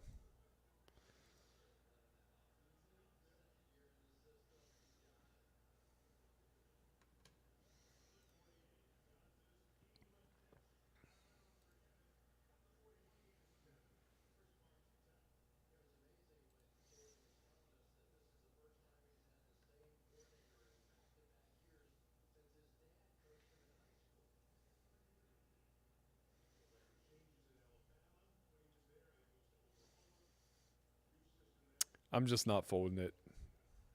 I'm just not. I'm not going to do it. We got the re-entries. Probably could have just jammed it.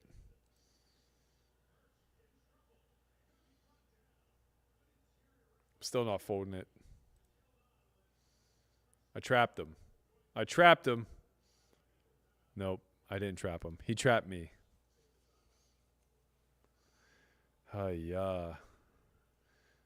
I stink at gambling when it comes to poker.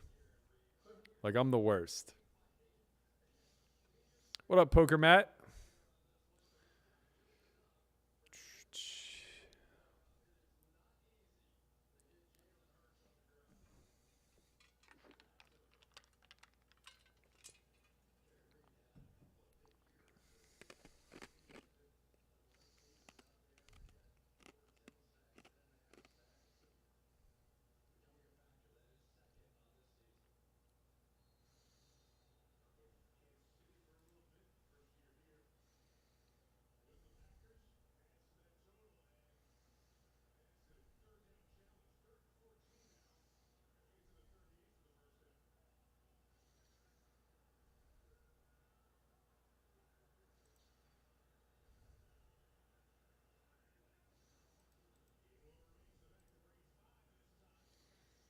What up, Joe Volpe? You haven't missed anything yet. Just me busting over and over again. Lost a bunch of flips. Eights to ace king twice. And then I just got in really bad with 7-8 suited. Because, you know, you can't wait for aces.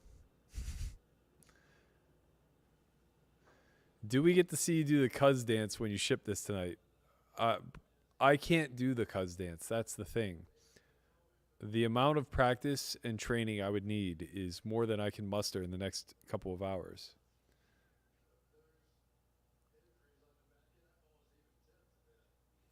Ooh, we got to go for the triple here. We got to. Damn it. How does he have queens? How does he have queens? I have a queen. Ay, ay, ay. Mamacita. All right, we try again. Oh, no. Oh, no, no, no, no. Oh, no, no, no, no. I think I can get back in. Yeah, I can get back in, right? Hold on. Yeah, I'm back in. Okay. Or am I? Oh, no. Guys, I might have fucked up. What did I do? Oh, no. Did I just quit? I didn't mean to quit. Fuck. Let me back in. There we go. I'm back in. Okay. We did it.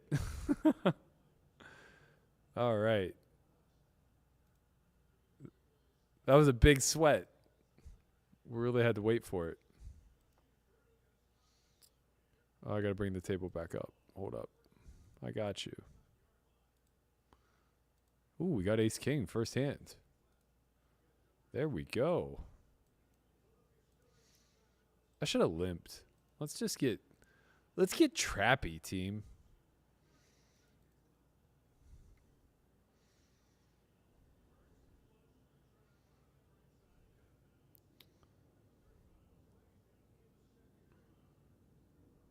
Oh, shoot. Okay, we are on break.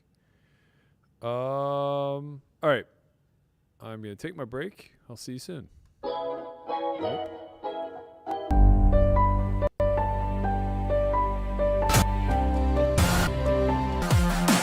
The majority of commercially available sims don't take into account one major part of the equation for tournament poker, and that is ICM. Using a software tool called Hold'em Resources Calculator, I'm going to be able to analyze a variety of tournament situations to examine the effect that ICM has on particularly pre-flop, but also to some extent post-flop ranges. Obviously, the closer we get to the end of a tournament, the more significant the variation in the value of decisions. But even in the earlier phases of an event, small fluctuations in the nature of a player's pre-flop range can greatly affect the way that certain scenarios play out across multiple streets post-flop.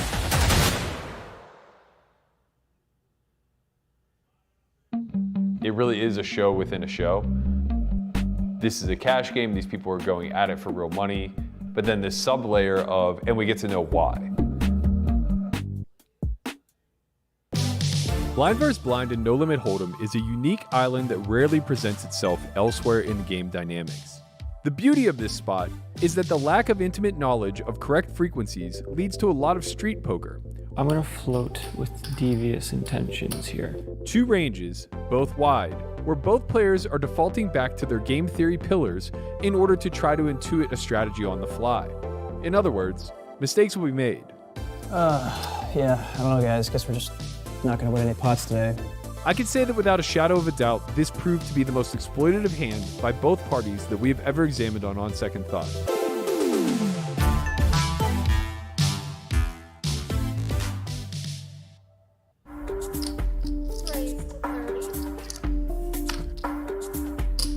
It's actually kind of interesting because my hand could consider fast playing or I could consider flatting. I think I'm usually behind if all the money goes in. I think his range is going to contain quite a bit of ace-x, so I'm going to start with a small bet.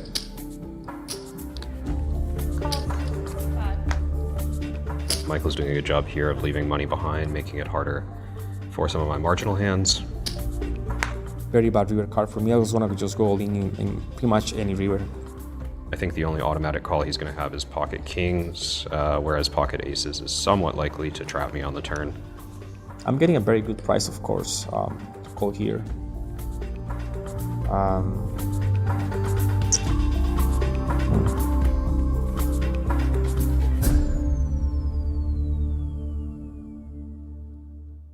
He must have felt a little something. A little bit of love. A little bit of yinzer, as I should say, shine. He got a shout out on the Pat McAfee show today. Man, he did. Let's roll that clip. Yep, there we go. So let's find this photo, so then we can try to read body language, which we are not credited to do so. No. We are not. Are we not? Well, I What do you mean? that's the thing. Who is better at it? Probably professionals. There's people that go to school for that stuff. body Poker language. players probably pretty good. Yeah. Oh yeah, poker. Matt Berkey, Pittsburgh professional poker player. He's probably good, better at Quantico. Anyone who goes to Quantico. Helmuth. Yeah, Quantico? No, Helmuth has been reading body language for a long Helmuth. time. Wow. Pretty cool. He got it. He's made it. He got Pretty that. cool. First he got the follow, and then he got a tweet from McAfee, and now he gets a shout out on the actual podcast itself. Yo, he's probably on cloud nine. I'll right be now. honest with you. He's not even on the pod anymore. He's like, I'm out. out. I made it. That's done. That's it. Shut it down. I'll be That's all honest with this you. I was think for. this is Berkey's exit. Like That's he's all done. This, no, that was all this was for. No, This is the whole thing. No, He in general. created this whole thing Like in for general, I think he's done. I think he's just gonna go Done back to life? Pittsburgh. Listen. No, I think he's going back to Pittsburgh. He's Berkey's a told me living this. legend. Never meet your heroes, Berkey. You've told me this many That's right. times. Yep. And now you're on the verge. Yeah. You're going to be highly disappointed, and I'll see you here next week. You're going to be fine. Do you know what Berkey is like in his Pittsburgh fucking fantasy football league right now? He is king. He is getting blown up left and right. He can go back to fucking Pittsburgh and just, he can just play 1-2 and just like live his life. How many times do you think Berkey hit that on replay? Matt Berkey, Matt Berkey.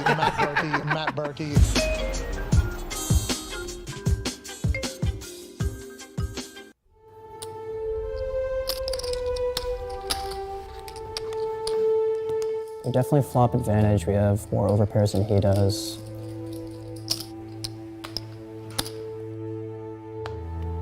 I think we just keep going for value and size up for a river shove.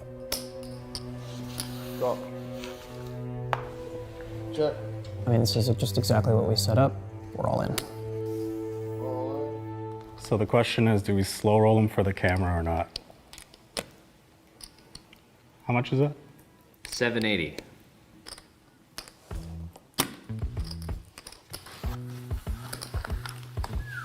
Did you just get slow rolled?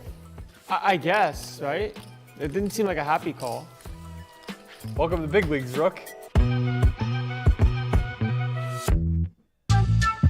I'm Andrew Brokus, and this time around we will be talking about betting lines. Thinking across multiple streets, what are we accomplishing with certain betting lines? Check raising and then checking the next street, or check calling the flop and then shoving the river after the turn checks through. When we bet small on the flop and then bet much larger on the turn, what is the function of those two bets in tandem?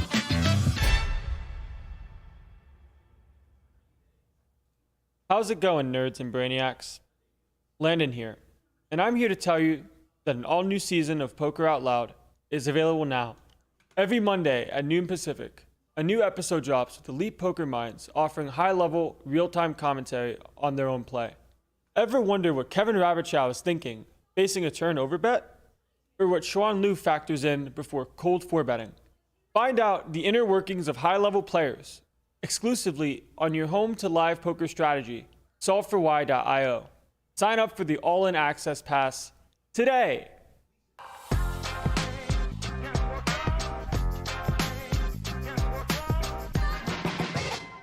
Matt Berkey is my hero and savior. With conviction. We do have a Poker Out Loud Academy coming up. It's going to be a 4-day long academy, a little bit different structure than what you've seen before from us. You'll get 2 full sessions playing Poker Out Loud style format where you are asked to speak your thoughts in real time whenever it's your turn to take action. The other 2 days will be spent studying theory, the principles on day 1 and the mechanics on day 2. Brought to you by the Solve for Why coaching crew, including myself, Matt Hunt, Christian Soto, Chris Konvalinka, and Landon. All right, we are all in. We're back and we're all in.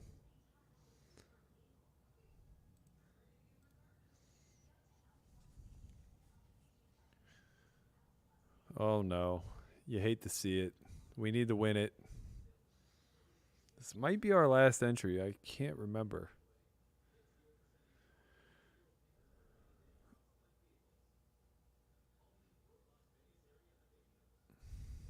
Okay, we want to flip this time. This time we win. Hold. Let's go. 8s are no good today, team. 8's bad hand. Very bad hand. What's easier to learn, cuz dance or being able to dunk? Definitely dunk. Not even close for me.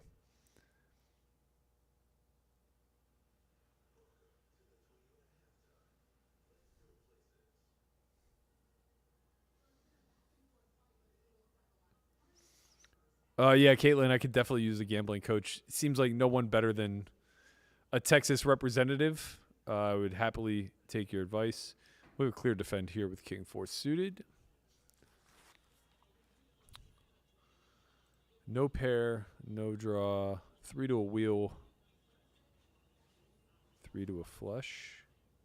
We can call like 1 blind. We're not happy about it. Okay, but we're not happy about it. Heart, king. That's not good.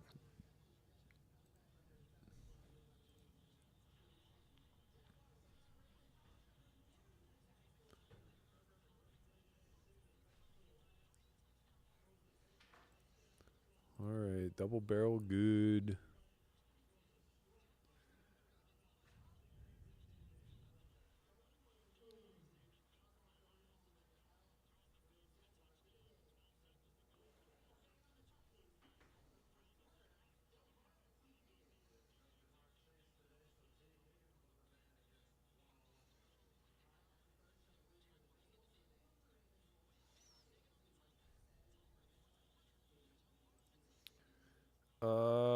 Oh, he only has 10 blinds. We're all in.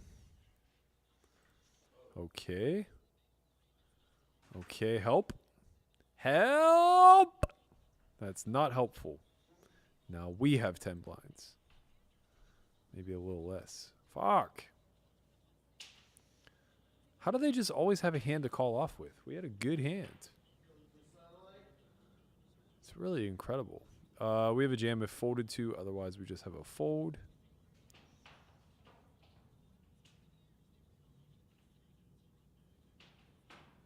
Just a fold.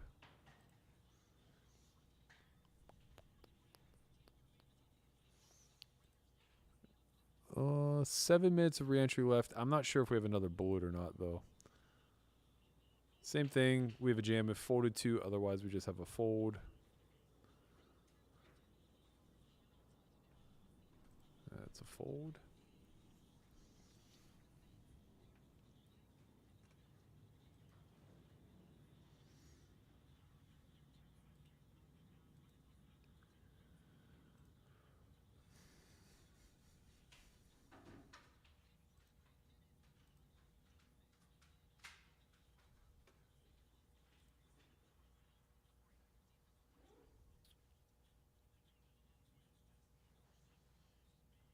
Ay, ay, ay. The pain is real.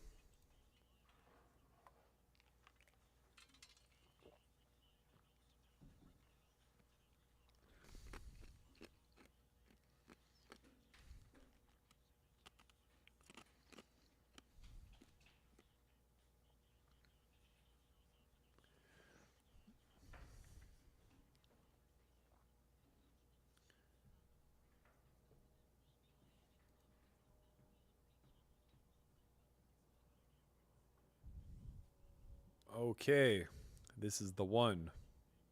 The daddy, if you will.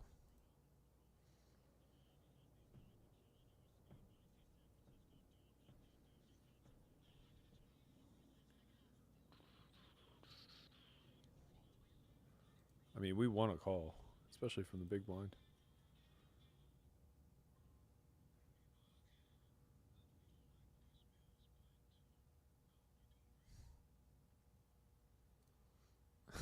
I got really lucky on WSOP. A guy jammed for 3 blinds. I called with 8-4 suited. He had king 8 suited, and it comes 5-4-4. I'm like, okay. And it turns a 6. I'm like, he's dead. And the river's a 7. And I went 4, 5, 6, 7, 8. Fuck! We chopped. He arose from the ashes, came back from the dead.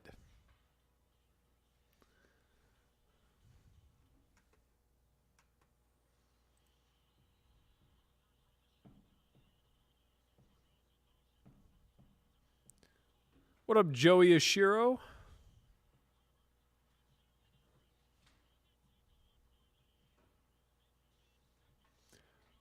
Jeffrey Goodman says, can someone tell me what the fuck this emote is? That is Jamin.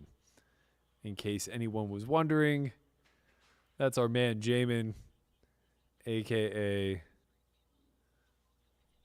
the Big D slanger.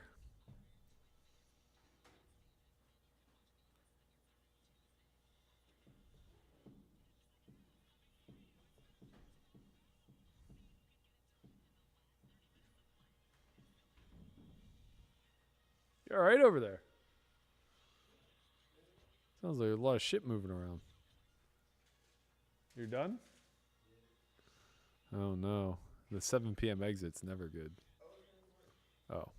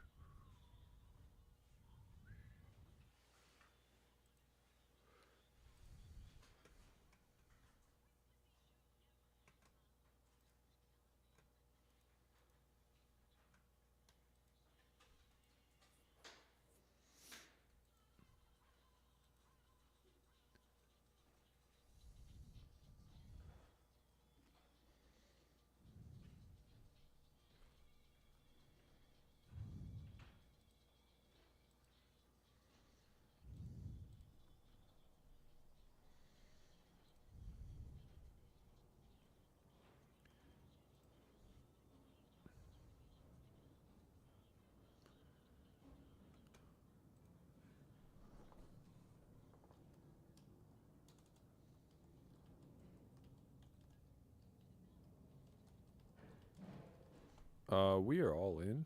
Dealer.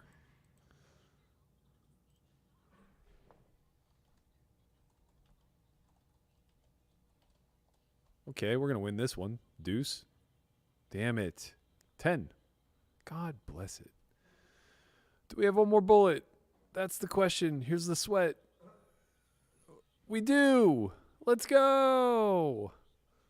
Our 5th and final bullet.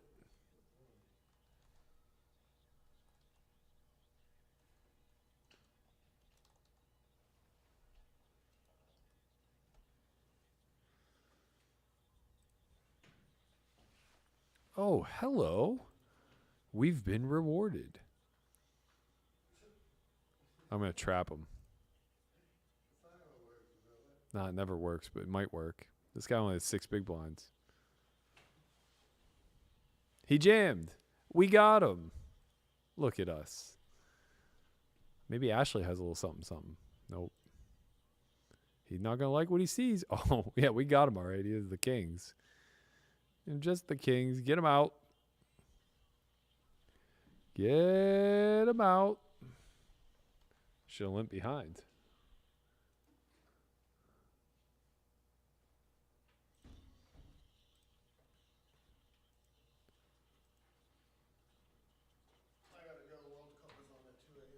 Oh, Conrad's got to get his sleep. World Cup starts in 5 hours. You can't miss it. It's the Norwegian in him. It's crazy. It's not even like I try to set an alarm or something. I just like know the game that's on, and I'm just like waking up at like 1:55. Sure.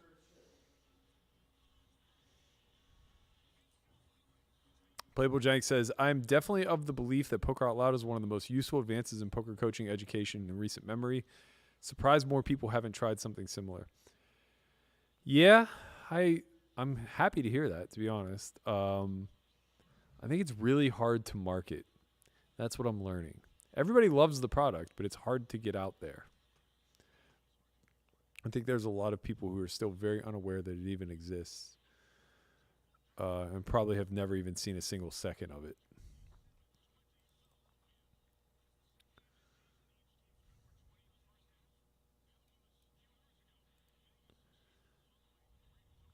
God damn it.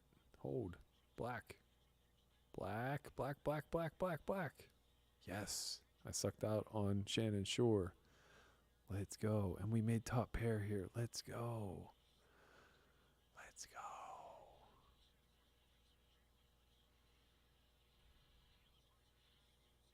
This is a range bet spot. 1 big blind. Okay. Half pot's interesting. We obviously have a call. It's a little more scary.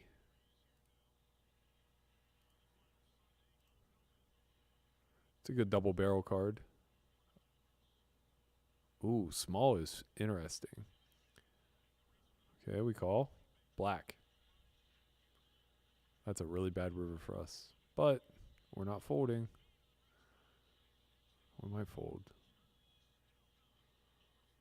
Ay, ay, ay. Oh, this line is so annoying. So his bluff should be like Jack 10. Man, I don't even know. Jack 10, 10, 9, Ace 10, whatever we call. Jack 7. Sometimes they just have Jack 7. Get him out. Get him out. Was not expecting to see the Jack 7. We played it perfectly.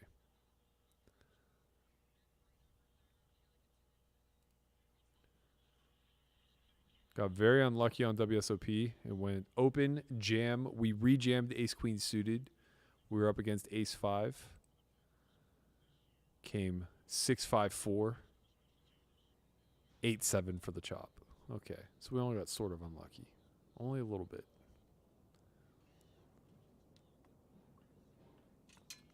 Liam N. Riles Pop says Berkey gets a bracelet 2023. You heard it here first. Now you have to qualify. Are we talking live or online?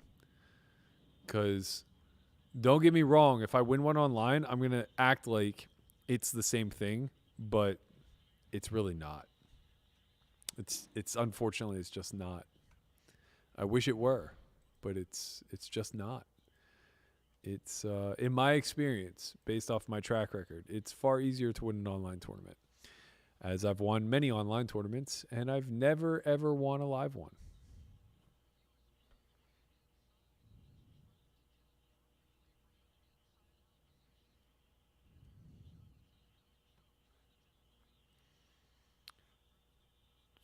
Man, it's so cold in here. What's going on?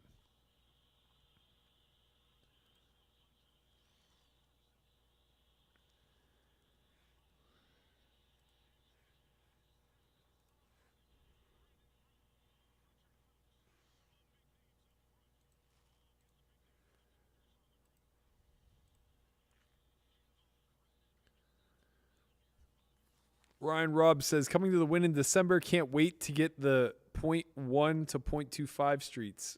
I don't think they have 10.25 cent.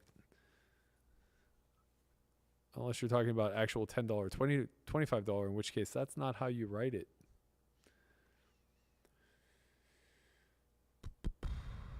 Okay, we have an open here. Reentry's closed. Yeah, reentry is closed. Late reg's done. We're 12 of 35. Now the grind begins. Let's go. We got all the professionals at our table. We got Jamin, Mr. Belieber, Ashley Sleeth. I don't know anybody else. Doki Doke is possibly, why did I just forget his name?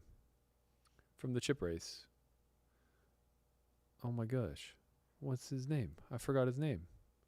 How did I forget his name?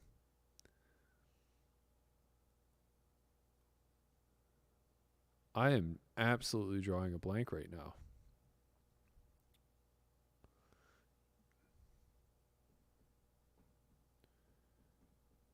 Oh no. Hate to see it. Dara. Gosh, man, I was just losing my mind.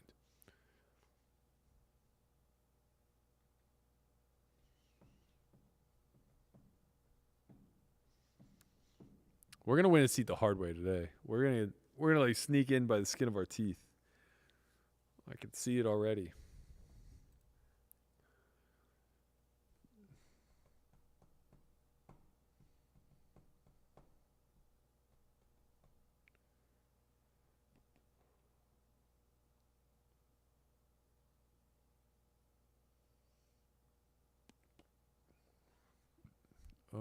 That's a fold.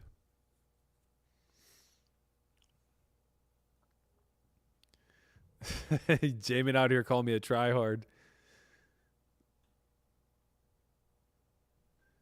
Matt, if we get in a hand, I'm trapping you, just so you know. I'm absolutely terrified, Jamin. I gotta tell you, I'm shook at even the thought. Mark Jackson says Poker Out Loud would be better if it were edited for speed. It's very dry and slow.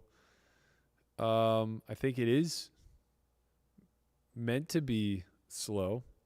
You're speaking your thoughts. It is edited for speed. We cut out all the dead hands, all of the downtime and whatnot. I'm not sure what more you could hope for. All right, we call. We win. Yep, we win. An 8, a 9, a jack. Fuck.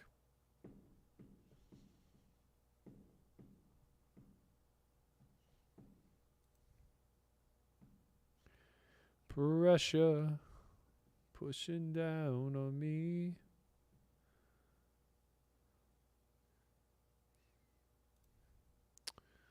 Sophia L says, it's not entirely clear what your program includes, Berkey. Can you enlighten? Well, we have two separate products. So Solve4Y TV is the training site, and it includes, I believe, 42 courses. Each course is about 2 hours in length. It includes all Academy footage for the past 4 years. It includes all 8 seasons of Poker Out Loud, as well as all of the complimentary seasons of On Second Thought, which is the sister show to Poker Out Loud. and one by which we look at interesting hands and compare them to what the solver would do versus what the strategy was spoken in real time. It also includes all of the masterminds. I believe there's roughly 45 of those. And there are a few other old shows that we did when we first started. One was called Man vs. Machine. That was Matt Hunt. It's basically a solver series. Another one was... I'm trying to think. Oh, I did a series called High Stake Hand Review. That was a bunch of hands that I had played on PokerGo and Live at the Bike throughout the years. So I just went through session by session and basically spoke about my play. That kind of stuff is a little bit outdated. It's probably not going to hold too much weight to modern theory, but it's a good insight as to like what we were thinking about in 2017, 2018 type of time frame. So yeah, it's a few hundred hours of content. We release a new episode of Poker Out Loud every Monday when it's in season. When it's out of season, we release a new episode of On Second Thought every Monday. We put out a new course every month. So each course is usually 4 to 6 parts, about 2 hours in length, and tackles a specific subject. We're actually getting rid of the masterminds. We're going to use those instead as a free product on our Discord channel. And we put out new Academy footage once, roughly every 2.5 or 3 months. Just depends on how frequent the Academy runs. Good question, though. And then the secondary product is the Academy, of course. So that is something you can attend in person. It's in Las Vegas. It's a 4-day Academy. We spend 2 days basically giving you the framework for thinking theoretically and building a theoretically sound strategy, while the other 2 days are spent playing Poker Out Loud yourself and using the tools that we equipped you with in order to speak your thoughts in real time.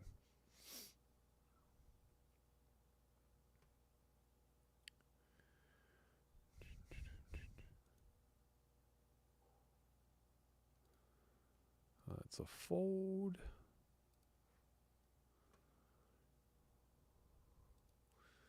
Joey says, can you retell the story about your major windfall that snowballed your career, or is there a video we can watch of it?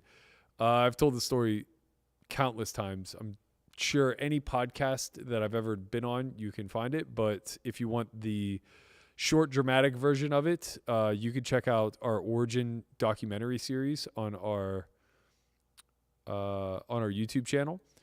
I believe it's one of the last episodes with Berto. Oh, we got Jamin. We got the top pair backdoors. Let's go, team. He just folds. How does he know? How does he know? How did he know? We'll be jamming if it folds to us, of course. What up, Brian Braun? And we are all in.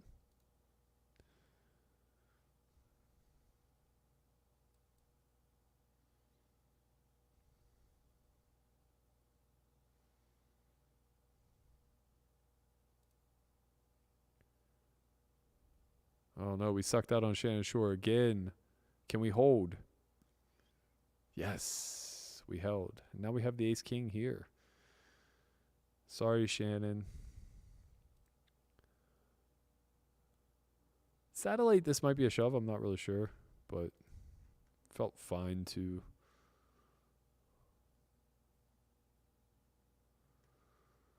Ryan says, at Jamin, has Berkey called you to tell you you played a hand poorly against him yet? Oh, man. That one felt good. Just really let him know that Queen Jack off, not a rejam.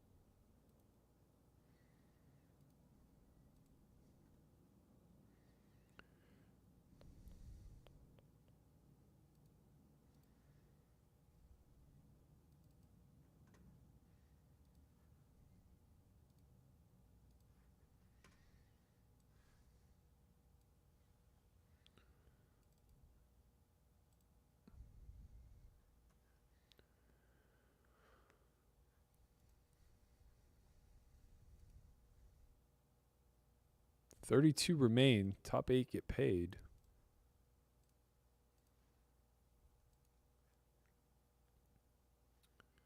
We are 17 to 32, so just about average stacked with 16 big blinds. Oh, Jamin. This might be bad.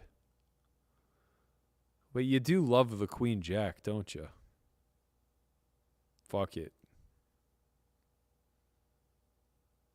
Diamond. Diamond, send him home.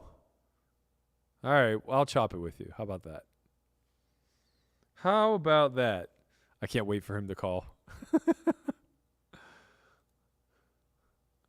I'm pretty sure that's not a call in a satellite.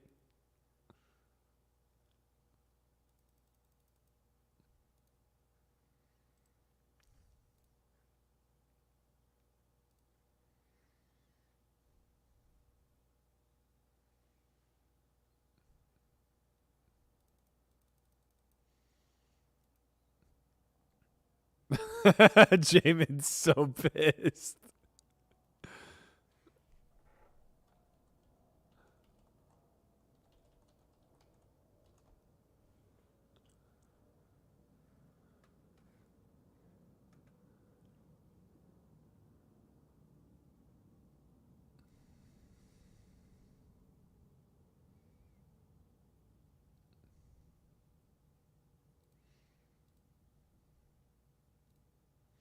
I'm not sure about this spot.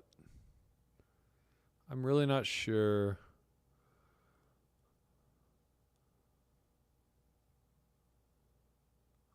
I feel like we might be able to like 3-bet fold, maybe?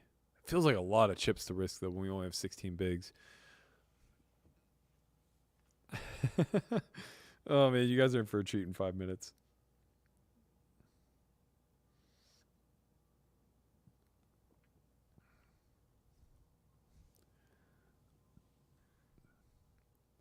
Whew, okay.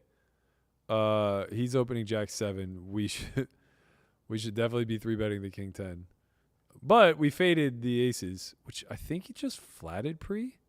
Got unlucky from the looks of things. This is an open and then a fold to probably everyone. God damn it. Okay, Jamin.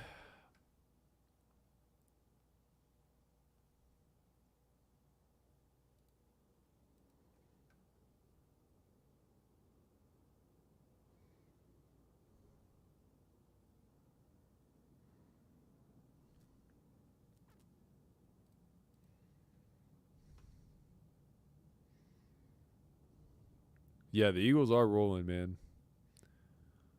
They look good. Flying around, if you will.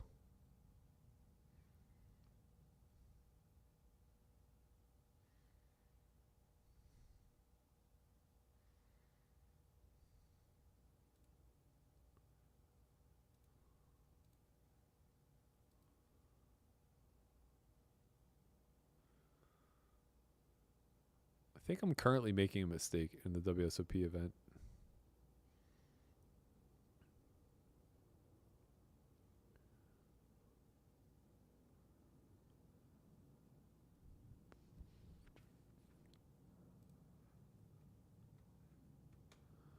We're 10 out of the money. And I'm in the process of just firing. I do have a good hand, but I think the sizing that I chose is pretty bad.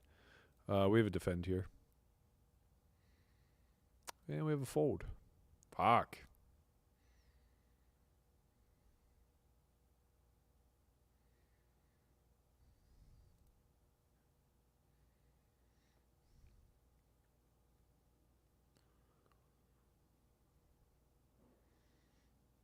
Burke, have you ever consumed chips and queso? I've consumed chips, but not queso.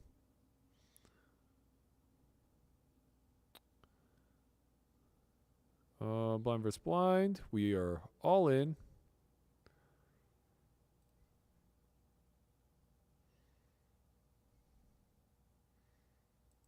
Ooh, it worked out. I got max value somehow. Oh, shit. I didn't see the open. Oh, no. Oh, no, team. This tank is not good. This tank is like ace 10, king queen, maybe ace jack. Oh, no. I thought it folded to me in the small blind. Fuck. He's going to fold. He's going to fold. He thinks I have a really good hand because who would rejam here with something as bad as ace 7? He's got to fold. Lay it down, XX. Lay it down, big. I'm getting net rolled so fucking hard, but he's going to fold. He's going to fold.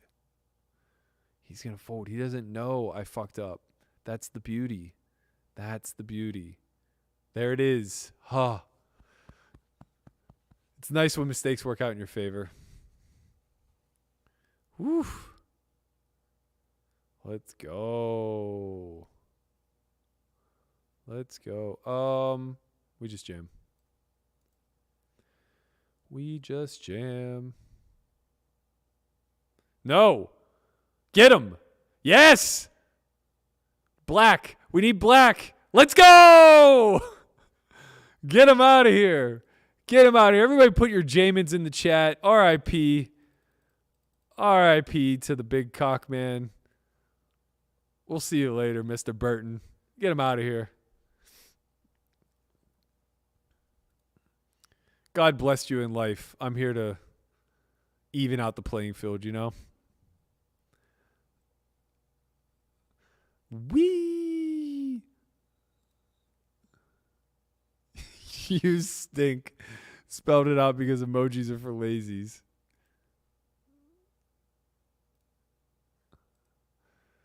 Oh, baby. The sweet, sweet taste of victory, knocking out one Jamin Burton.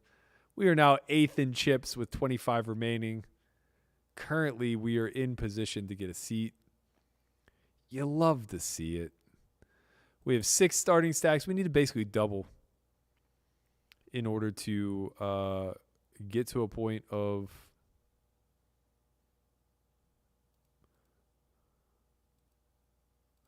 We need a double to get to a point of feeling like our seat is locked. We got a lot of fight in us. We got that dog in us. Man of Straw said, Jamin, did Matt say before he doesn't have to pay for this Sadie? That is correct. Both myself and Jamin are free rolling.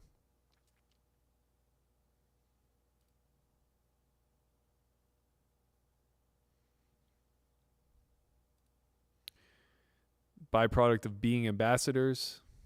It allows us to play and give away our seats. We'd neither deposit nor cash out. Man, these blinds go up quick. New table. Doki Doke is the only one we recognize. He's to our right now.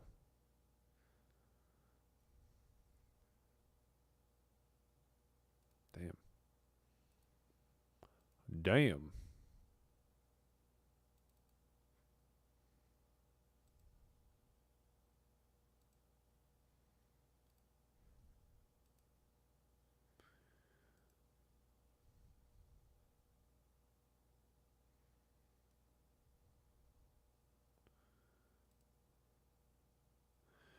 Frank says, have you given up on the investigation? Sort of. It's one of those things where it's clear that we don't have any video evidence of nefarious behavior. We have a lot of confirmation that Robbie and Rip have some sort of not above the board relationship. She admitted to basically soft playing in games. So we have confirmation of that, but there isn't really a lot more to discover, I don't think, from the tapes or anything that we can inherently look at. And from what I understand, Hustler's not really doing too much with their... Fuck, this is a tough spot. I think we have to rejam. They're not really doing too much with the investigation any longer. This would be a really unfortunate spot for him to be trapping, but I don't think we have a choice. Our hand's just too good. We can't call fold. Putting in, a third of our stack. Let's go. Jack. Jack Queen. Paint. Paint diamond. Wrong fucking paint, man. Ugh. That's really unlucky. Not unlucky, but unfortunate, I should say. It is kind of unlucky the guy with 6 blinds wakes up. But also unfortunate that we miss a 12-outer, 15-outer.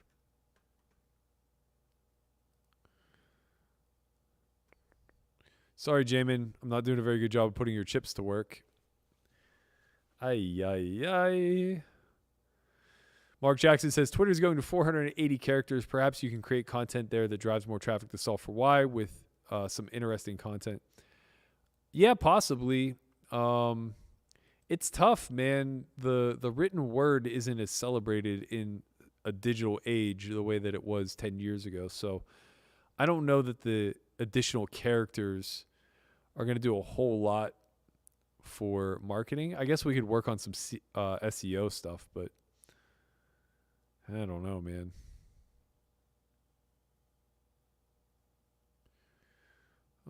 This is a sad fold. Are we to the point where tanking matters yet? Nah, still 22 left. We got a lot of work to do. That King Jack would have been a big one.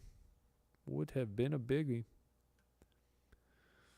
All in if folded to. Otherwise, we have a fold.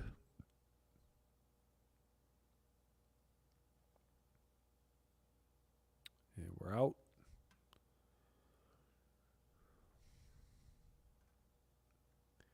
Oh, yeah. Get the Jamins up in the chat. Let's go. Jamin says, upswing and crush live poker. Now that's good training. Oh, man. What a troll. You mean Solve for Live? All right, we are all in, no matter what Doki Doke does here. Yeah, I still think we just rejam. Unlikely for it to be hands that dominate us. We flip sometimes, but we also dominate ace-10 and some suited aces, some king-queens. We don't dominate king-queen, but we're ahead, of course. We dominate the ace-9. Club! Ship it. No, do we chop? Fuck, we chop! God damn it. Can't kill this guy. Aye. Tilt. We're all in.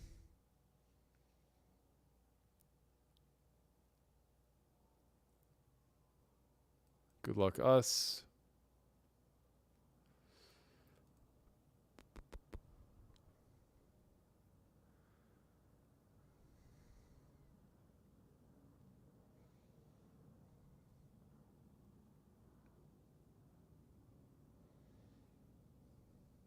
Okay.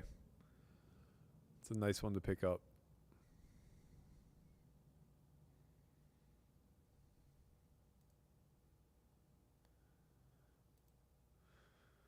Well, Dare is tanking, so I imagine it's time that we probably start tanking. Seems like the right idea.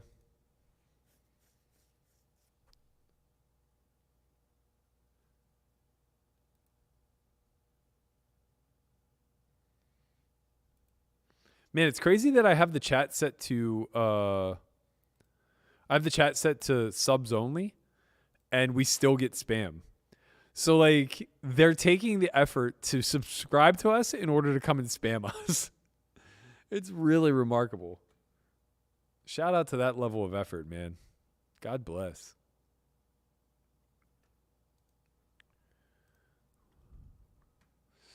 We're 5 out of the money in the WSOP, and I happen to be the second largest stack in my table, which is pretty nice.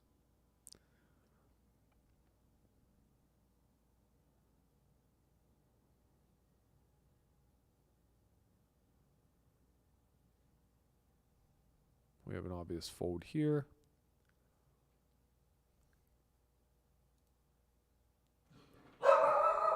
Scout.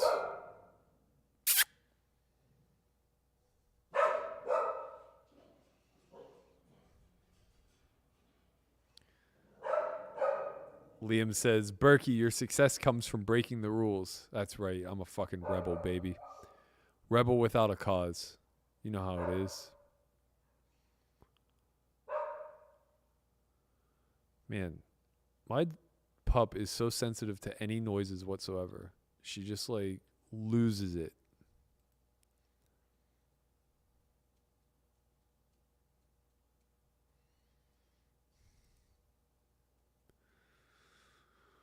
Oh, we're really going to be limping our way in here. 20 remain. We have to fold to this 3x. It's very unlucky.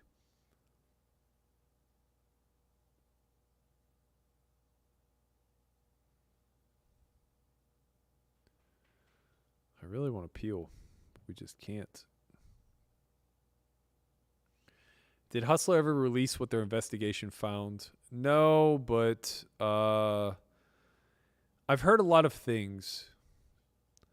I've heard a lot of grumblings about them finding or them catching Robbie in a bunch of lies, but they don't really want to publish it because it doesn't look good for them, obviously.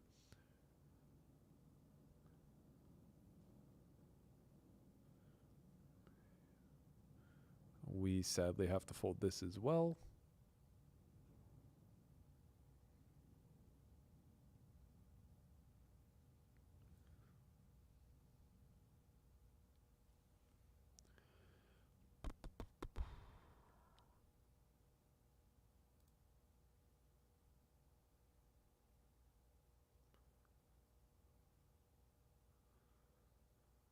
I think we're going to do it. I think we're going to find a way to win a seat.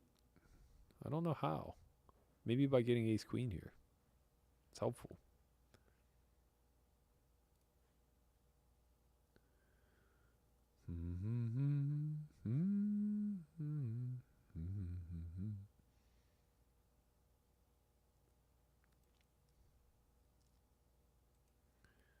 Now we have a jam.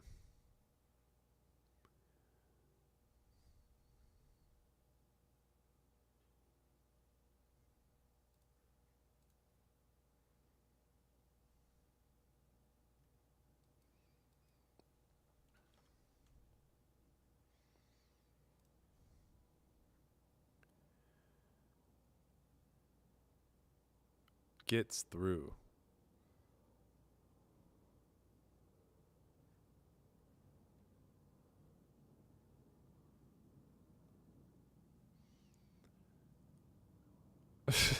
The Jersey Boy said, I reported Jamin's comment for you, Matt. Thank you, Jersey Boy.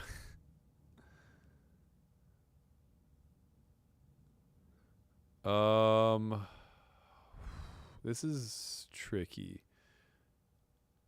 Is he jamming worse pairs? Are sixes putting it in here? Are we far enough away that we can fold? 14, 17. I think we have to go with it. This is really close. I'm not certain enough, but I think we're far enough away that I'm just going to play chippy V spots, in which case sevens is a clear call. Hopefully we have him dominated again. Probably a mistake by me, to be honest. I'm just not very well versed in satellites.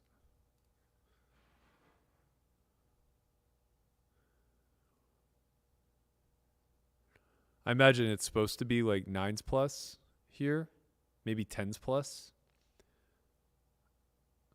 But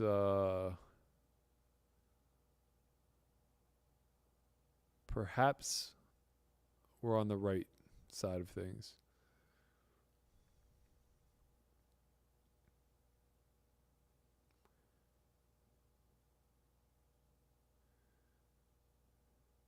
We certainly don't want him to call. That's good.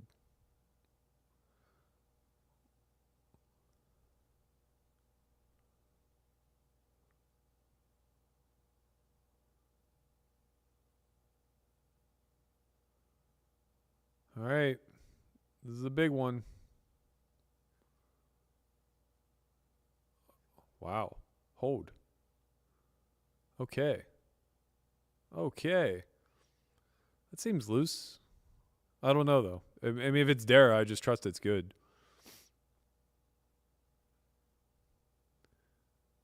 Do we want to do anything other than shove here? Yeah, I think our hand's strong enough. I think ace-jack, we just shove. Ace-queen, we probably raise call off all but here. It's going to put us in a really good spot. We are now 3 of 17. Albeit we don't have very many chips, but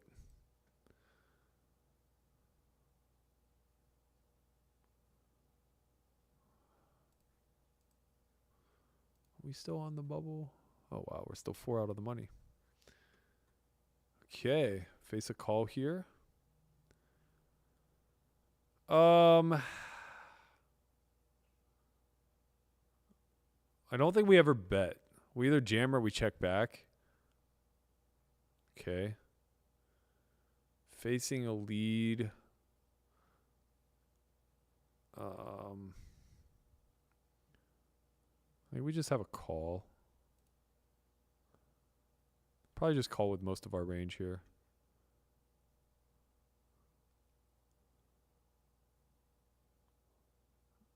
This should go check a lot.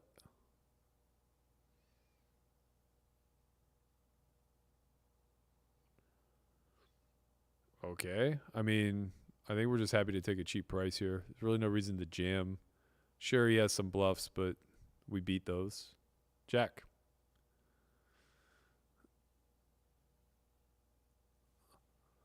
He should mostly just be check calling on this river, I would think. Yeah. We just lose, but sometimes we beat 6-8 or 8-9. He just has a 10 a lot, though. 9-7. It's pretty unlucky. I don't really think we could have played any differently other than jamming pre. Jack's again too strong to just open rip.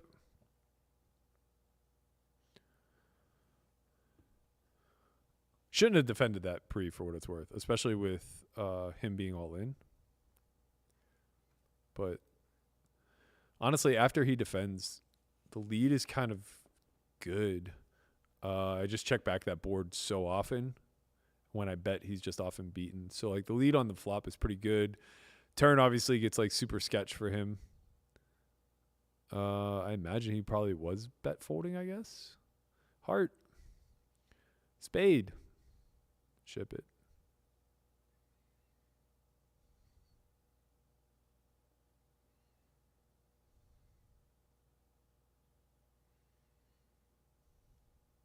What up, 7-card killer? We are 4 of 16, 8 away from the seat. Hardly have anything guaranteed. Right now we have 9 starting stacks. We're going to need to get to probably 15. What was our 114? Yeah, I would say 15 would lock it up. I don't think anybody has a seat locked yet.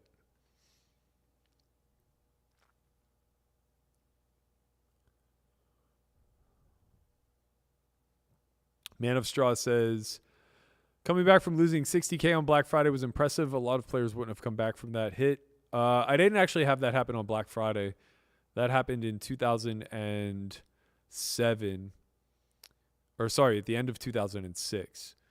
Way before Black Friday. Black Friday, I didn't lose any money. I was well off. I had like 300K at the time.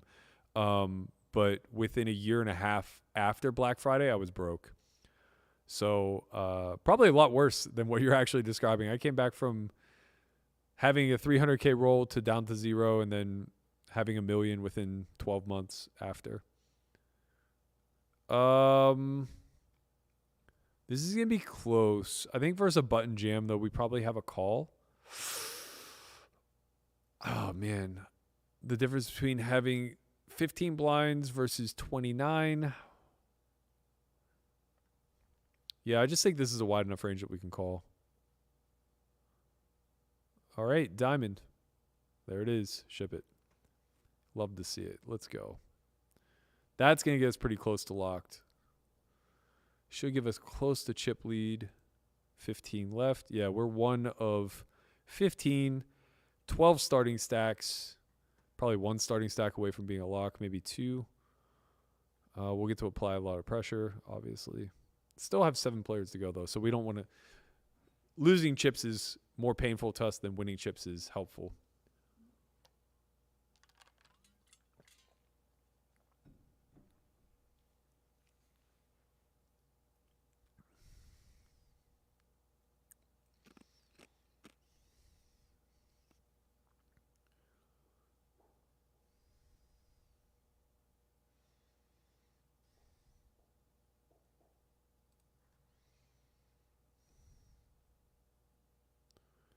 Yeah, we just get the jam.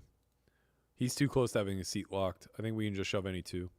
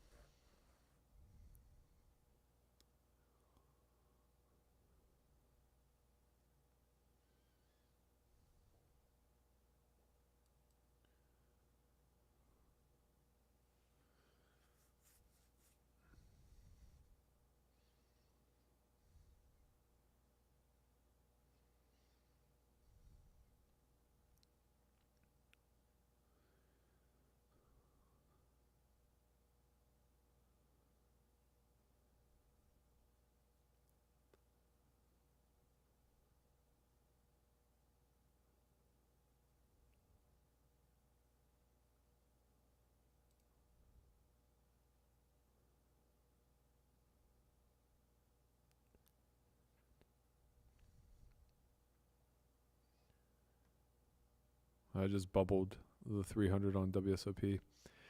I got a little ambitious. Very unfortunate. Ran into like one of 4 combos that could exist. Suffered for it. Literally hand for hand. I busted. Pretty annoying.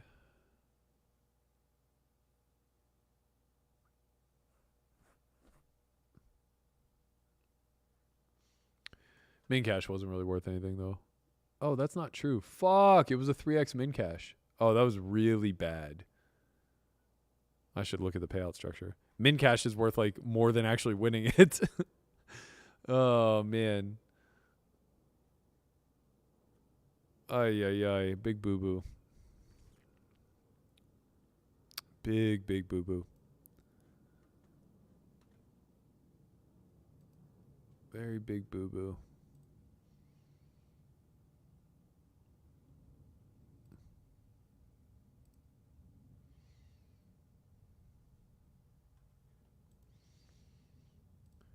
Keep applying the pressure.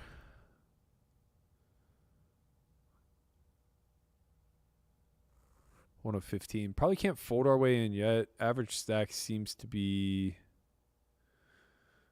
about half of my stack. Can't call this. That's a huge jam. I wonder if they know how huge that is. That's 4th in chips.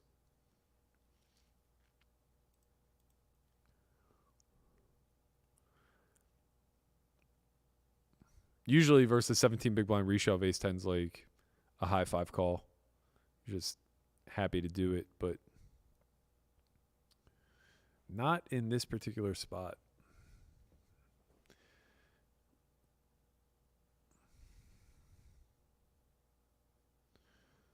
Back to the tanking.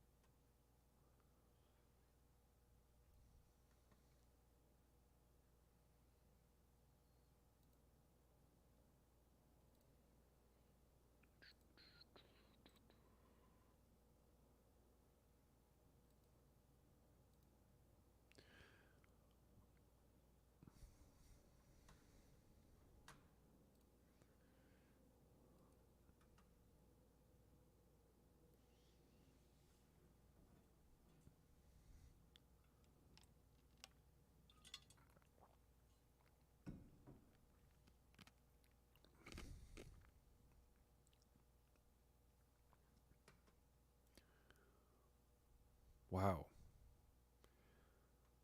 Okay. I mean, that's a good thing. That is good news. It's a big jam. Risky jam. All right, we are on break. I shall return.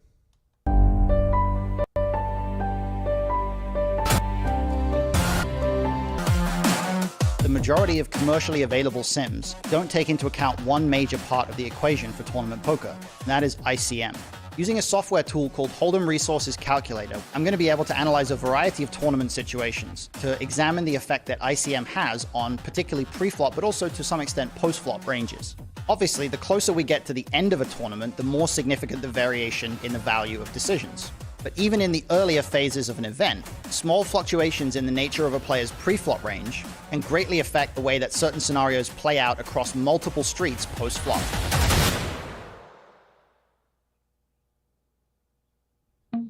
It really is a show within a show.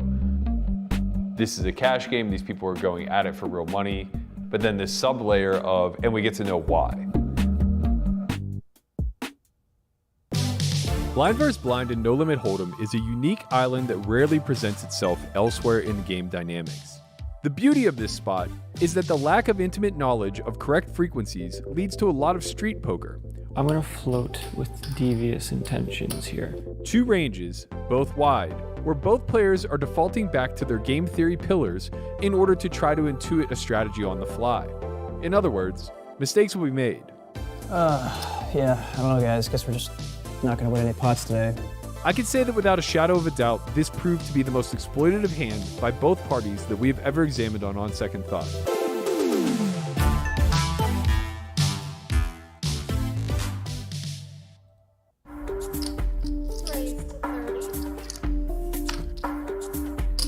It's actually kind of interesting because my hand could consider fast playing or I could consider flatting. I think I'm usually behind if all the money goes in.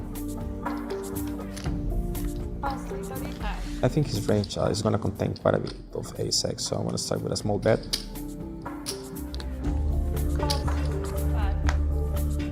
Michael's doing a good job here of leaving money behind, making it harder for some of my marginal hands. Very bad river card for me. I was going to just go all in pretty much any river. I think the only automatic call he's going to have is pocket kings, whereas pocket aces is somewhat likely to trap me on the turn. I'm getting a very good price, of course, to call here.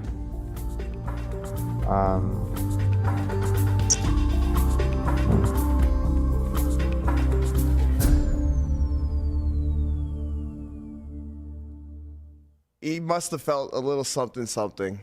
A little bit of love. A little bit of yinzer, as I should say, shine. He got a shout out on the Pat McAfee show today. Man, he did. Let's roll that clip. Yep, there we go. So let's find this photo, so then we can try to read body language, which we are not credited to do so. No. We are not. Are we not? Well, I What mean, do you mean? that's the thing. Who is better at it? Probably professionals. There's people that go to school for that stuff. Body Poker language. players probably pretty good. Yeah. Oh yeah, poker. Matt Berkey, Pittsburgh professional poker player. He's probably good, better at Quantico. Anyone who goes to Quantico? Helmuth. Yeah, Quantico? No, Helmuth has been reading body language for a long Helmuth. time. Huh? Wow. Pretty cool. He got it. He's made it. He got Pretty that. cool. First he got the follow, and then he got a tweet from McAfee. And All right, team, we're back. We got ourselves an open here under the gun. Second in chips. We got the chip leader 2 to our left. Oh, we're third in chips now.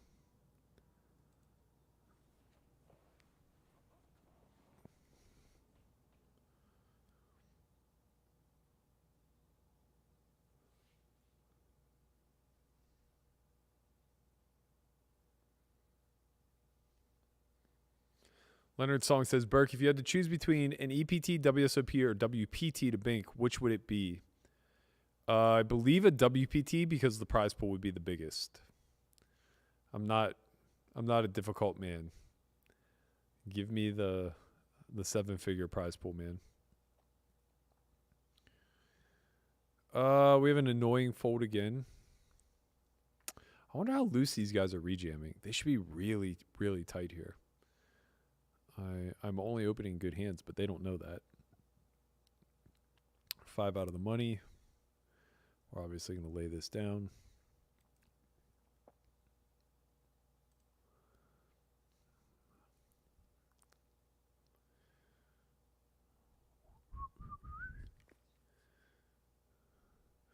The rejams do carry a lot of weight, but these stacks can probably fold their way in. Like, they don't really want to be all in versus me unless they have something really good.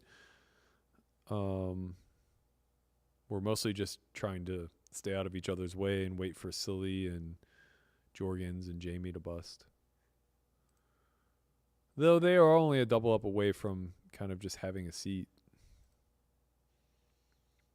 Jamie's less than half our stack. Or sorry, more than half our stack, so.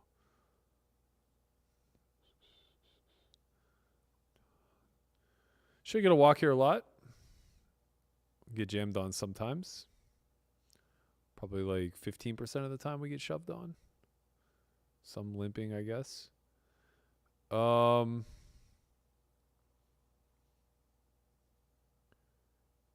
I think we have jams, obviously, but we want to have hands of slightly higher equity. We're going to check back.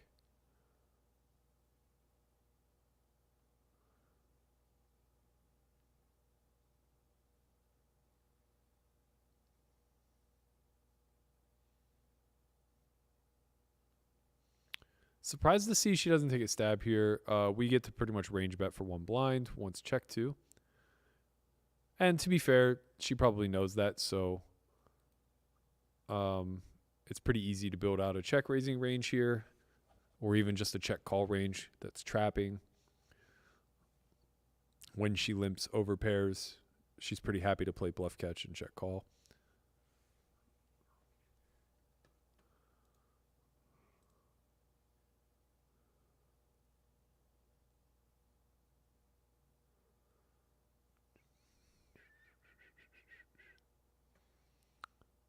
So we'll just be folding here.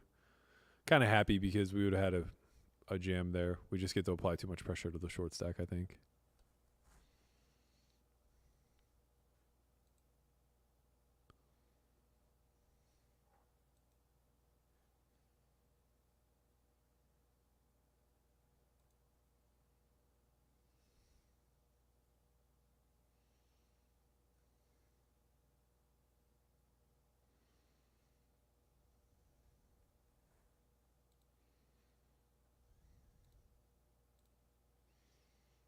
Obviously, I have a fold.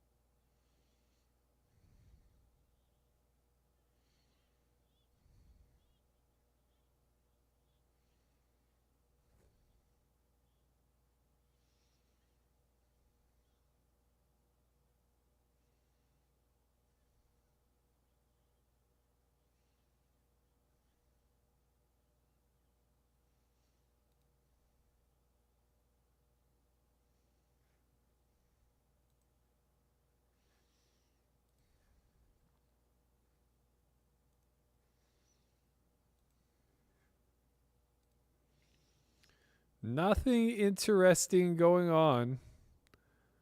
We are just waiting it out.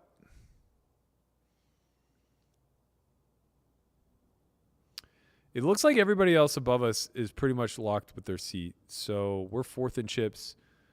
Savacha has 15 buy-ins. And then at the other table, there are two bigger stacks. I wish we could open the other table. It's really frustrating that we can't.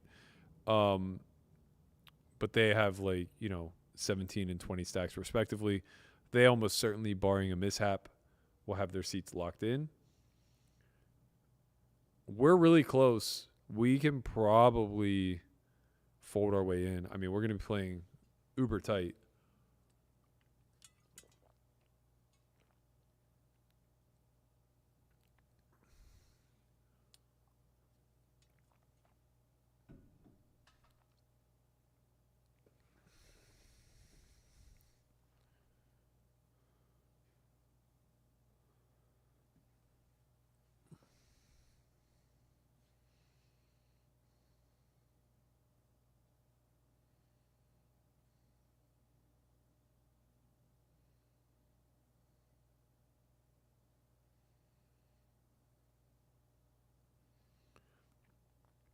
Does Jordan Love bring the Packers back from the dead?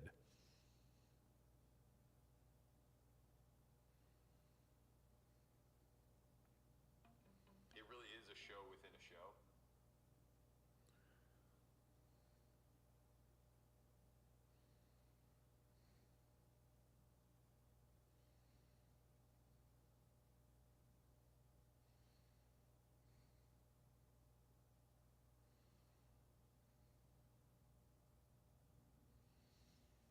Oh, hello. I almost missed this. Look at us. So I think technically if Savacha jams, we're supposed to fold aces, but we're not going to fold aces. Sorry, I don't have it in me, team. Personally, I would like to punish anybody who decides to rejam here. So I'll be fast clicking the snap call button. 12 left. We're 4 out of the money.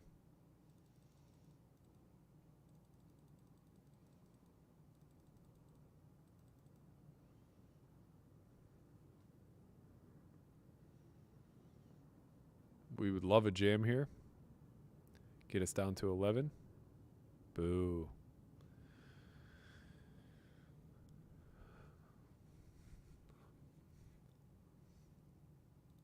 Oh, I didn't mean to fast fold. Ay, ay, ay.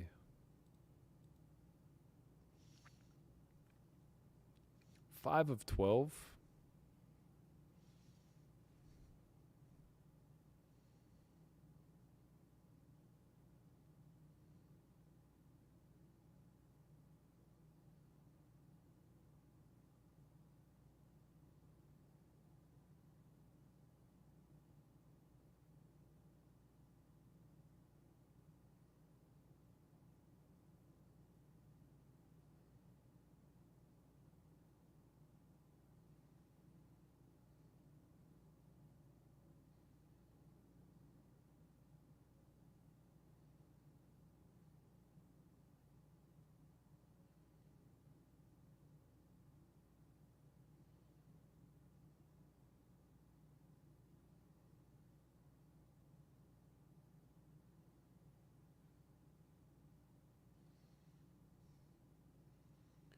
GG, Jamie. Oh, she's still alive. She lives. She will be getting called by me if it folds to her and she jams.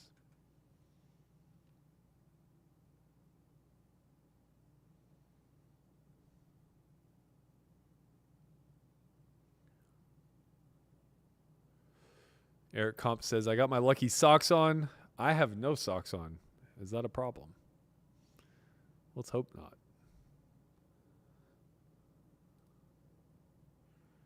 10 remain. 2 out of the money. Could pretty much fold our way in here, but well, now we'll definitely be folding. Now we will definitely be folding.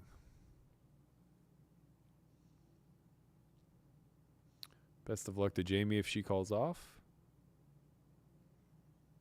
Probably won't, though.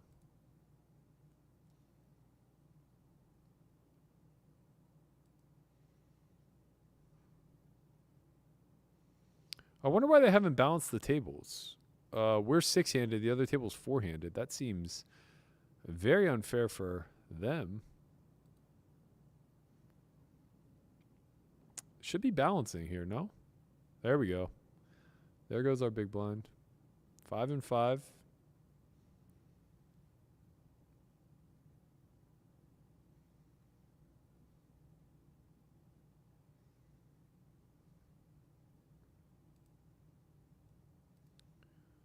Two out of the money still. Jamie with 4.5 big blinds is 10 of 10. The next short stack has 9 blinds.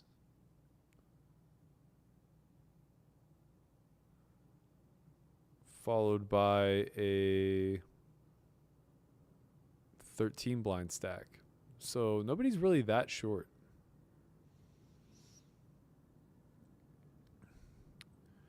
Jersey Joe wants to know when the giveaway is. I think we're going to do it on Friday. Pretty sure we're going to do it Friday, but I'm going to confirm with the powers that be. We may actually do a giveaway from day 1A of the win. We'll see. I'm not entirely sure yet. We will see.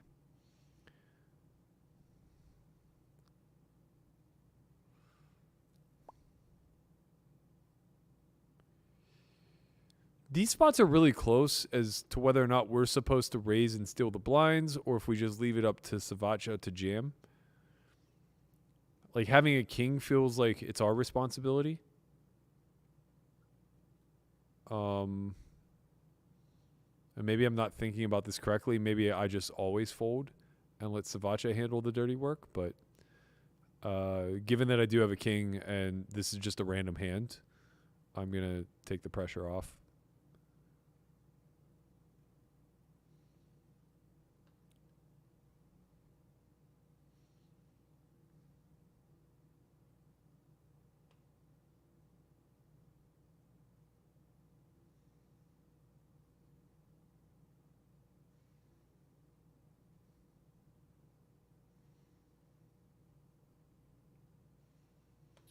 Eric Comp says, I can't afford a seat, but I still might show up in Vegas to support the live streams from the Win. I know it's going to be lit.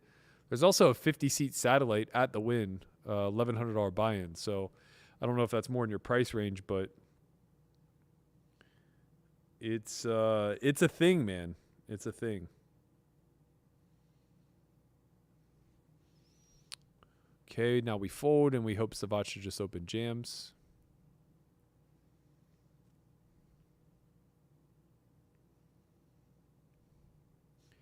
Good luck, Kerstetter.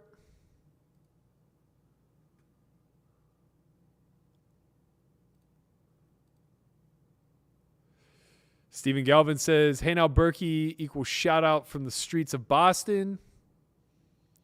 What up, Stephen? Shout out to all the Bostonians.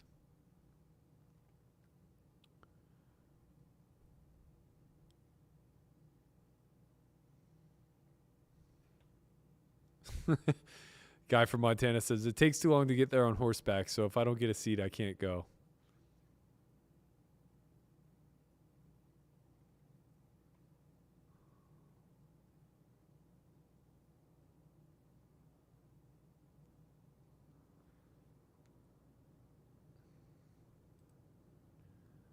Gets it through. Big jam there for Kerstetter. She's up to 6 blinds. These are the 2 shorties left. It's going to be on Savacha to be doing the work.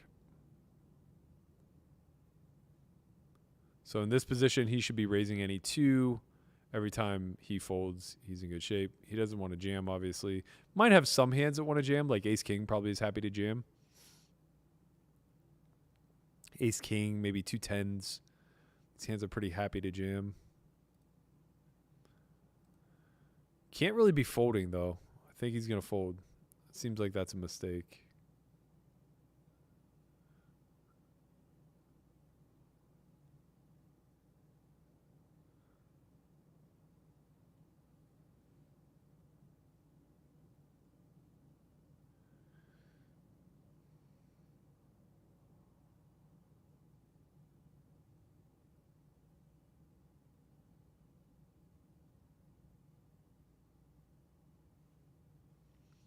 Yeah, I don't think he's supposed to fold into 2 shorties there. Not positive, but I feel pretty confident. He almost certainly has a jam, as scary as it is. I don't know that 14 blinds is able to fold in. Maybe, though. I mean, they do have half his stack. So, yeah, maybe. He definitely has a jam. This part I'm certain of. Like, this range has to shove. Wow. Definitely can't give a walk there. Very lucky for Jamie. What up, Brenton? He says, you in Vegas for New Year's. Hope you're well. Maybe. I might go to Tahoe. I haven't decided yet. I really want to get a cabin in Tahoe for the week between New Year's and Christmas. But I don't know. I need to find people who want to go with me. I have the Epic Pass, and I got the version where there's no blackout dates, but a lot of other people got the blacked out version, so they don't really want to go.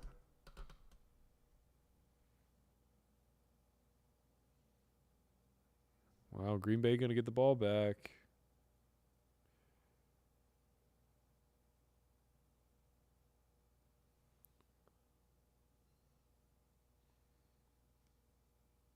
I feel like Green Bay should be using his timeouts here.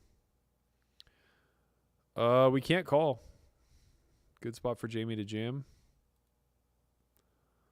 She's got to risk it.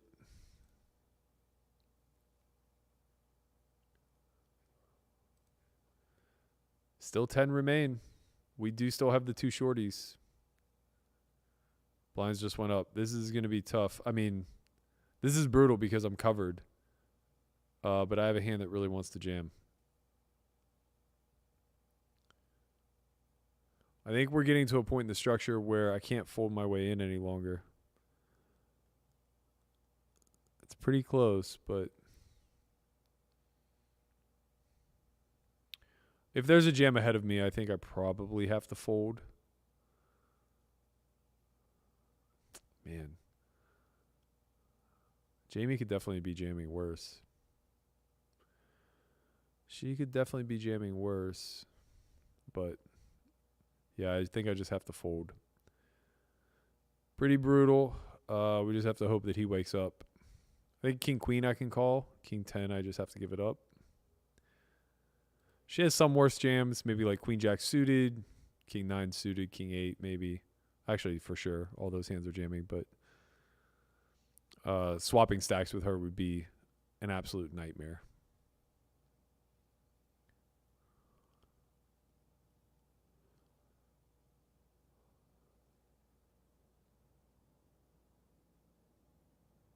Oh, man. Field goal cold as ice. Find a call. Let's go.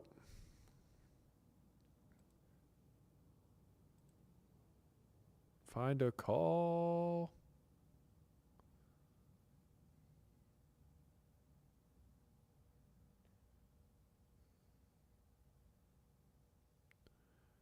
Not going to call.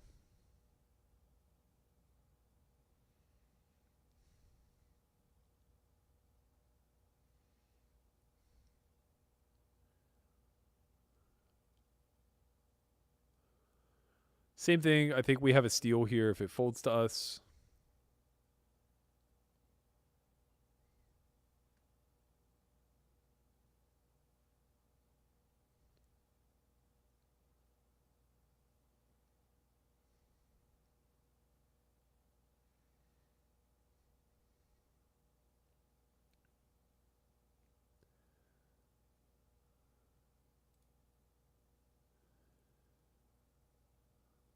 Starts to get a little dicey for us.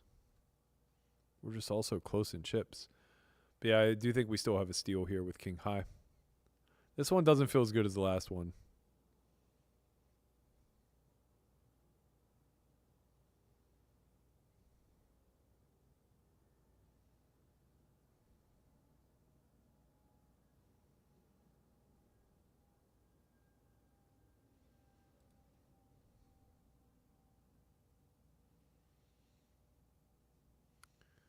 It's unfortunate that the chip leader's at the other table because the 2 shorties are here. You would like to have the chip leader at this table to just max pressure, right? Just be all in every single hand.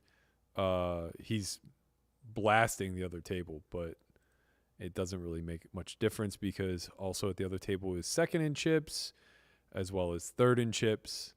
So it's first, second, third, and then first, second, third, then 6th and 7th. And then here we have 4th, 5th. Sorry. It's 1st, 2nd, 3rd, 6th. Is that right? Yeah, 1st, 2nd, 3rd, 6th, and 9th. At the other table. Oh, no. He busted. It would have been 9th, but now he busted. So now it's 1st, 2nd, 3rd, 6th at the other table. And here we have 4th, 5th, 7th, 8th, 9th. So we have like a really fucked up distribution, which leads to this a lot, right? Like he's just in a massive position to be jamming when folded to. And me and Savacha can basically like fold our way in, but like we also just need something to happen because nobody's short at the other table. Their shortest stack is only a few blinds less than me.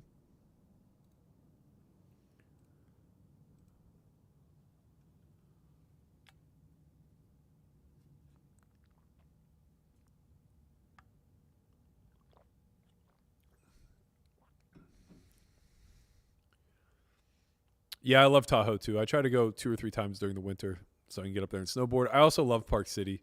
It's one of my favorite places to go. It's not even close.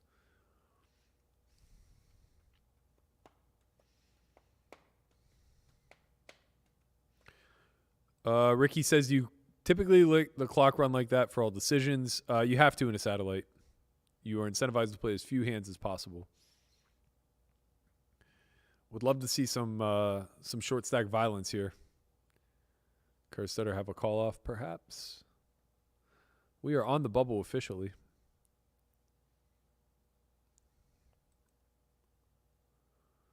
Not going to be pretty, but I think we're going to get the seat.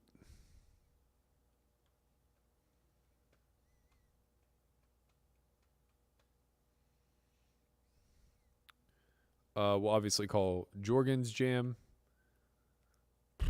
I think we have to call Kerstetter's jam blind versus blind if it comes to that. Pretty certain. We just fold versus everybody else, of course.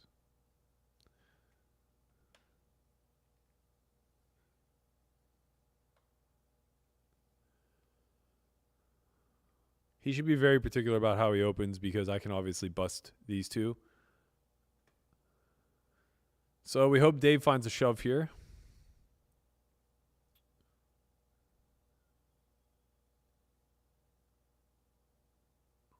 Obviously, if Jamie finds a limp, we have a clear jam. Pretty much no matter what, I think we're just all in here versus Jamie.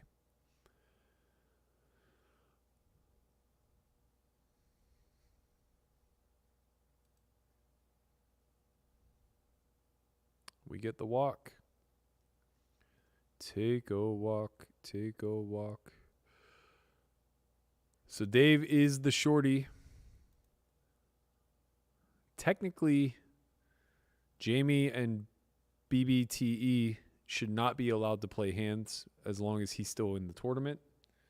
Probably holds true for me and Savacha as well. We're probably just supposed to both take turns giving walks.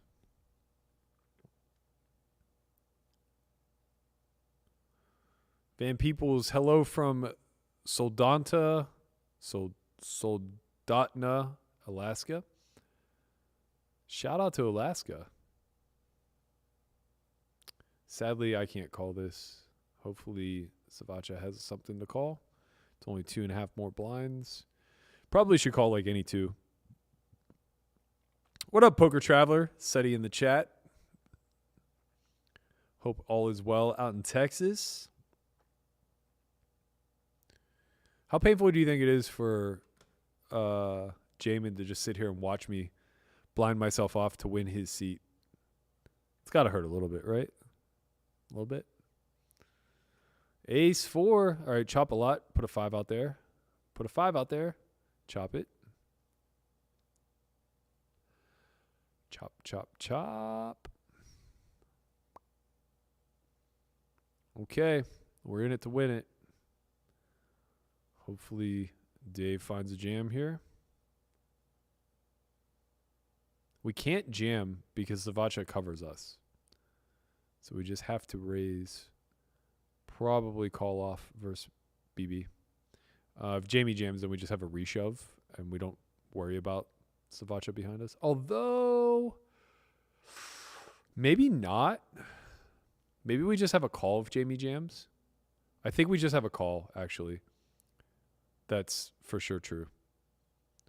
I was thinking regular MTTs where like we could sometimes fold out like 5s or 4s, but in this instance, he's incentivized to just collude with us effectively. So even if we call, he never reshoves. He would only just call with like even aces, I imagine.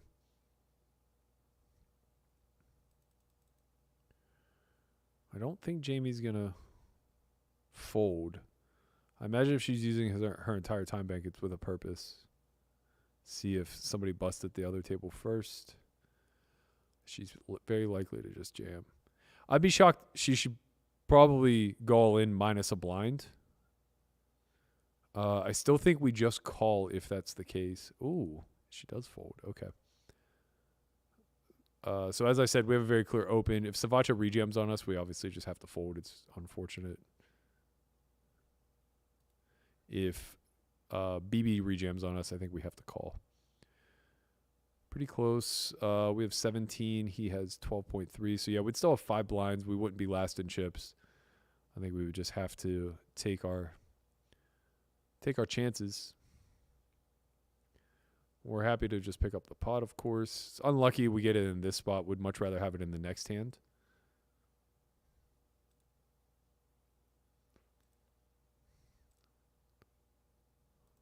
Still 9 remain. All right. Let's see if we can bust Jorgens. Oh, wow. Blinds go up again.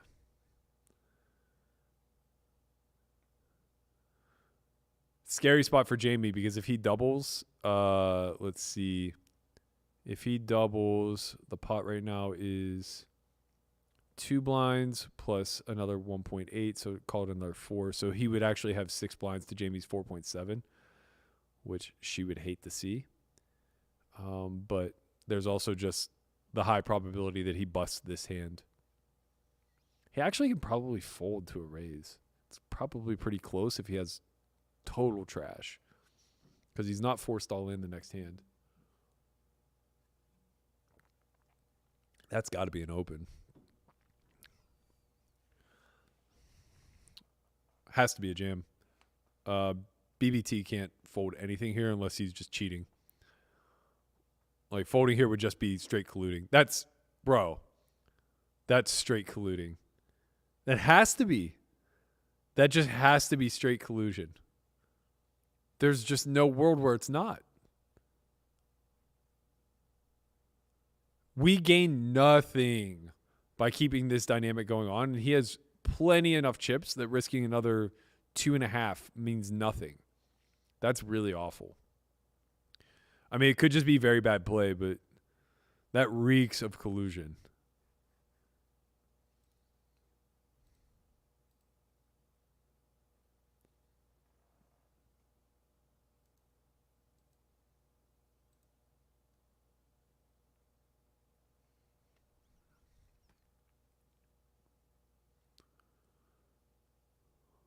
Again, should be a jam spot, but okay. I mean, one of these guys is going to finish last.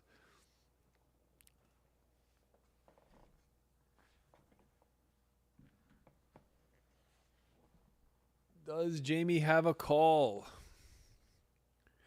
Let's hope so. Pretty unlikely.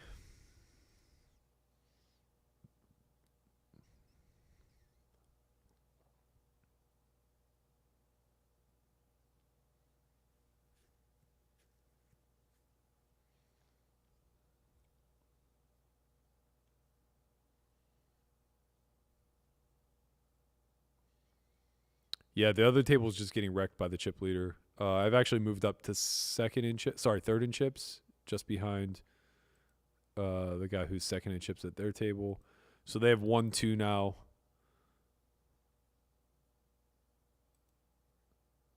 I wonder if they're just swapping blinds at the other table, because I just looked and the leaderboard changed again. Now they have 1-2-3 all over again. I wonder if they're all just like taking turns giving each other walks. We can't tell because we can't open it. It's pretty brutal.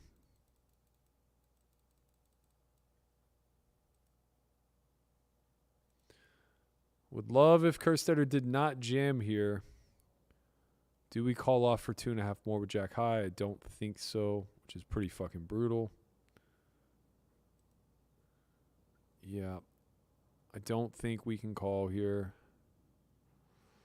This is where I just don't know enough, but I think we have to fold. Let me think. So if we call, we're left with 11.2 big blinds, which doesn't really change our positioning at all. And she would then have 4.7, 5.2, 7.9 instead of 5.2. I think that's a big enough difference to just fold. It's close. I think it's close, but having her at 5 or fewer seems better than upwards of 7. Like, keeping them the same stack seems to be worth a lot.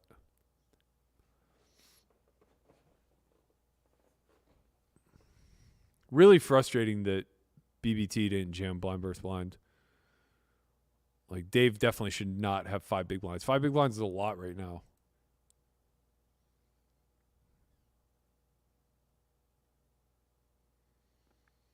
Good news is the short stack at the other table is now also 5 big blinds. So it looks as though... Oh, no, that's not true. Short stack at the other table was 8 big blinds. So it's 8, 8, 5, 5, and then us. Again, I have to give a walk here. Can't jam even though I cover by 8/10 of a big blind. Our stacks don't really matter to one another.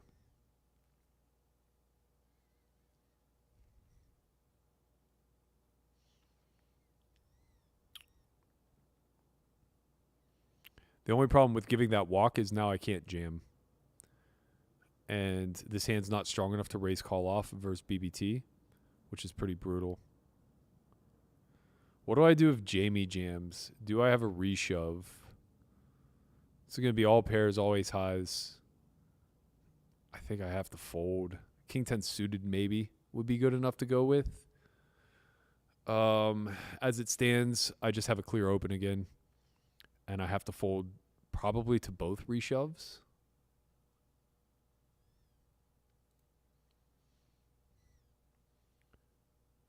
Yeah, worse will never jam here, I don't think. Maybe like Queen Jack suited, Jack 10 suited sometimes, but not enough that I could ever call off. We just have a good hand to steal with, basically. Satellites are stressful, man. Jesus.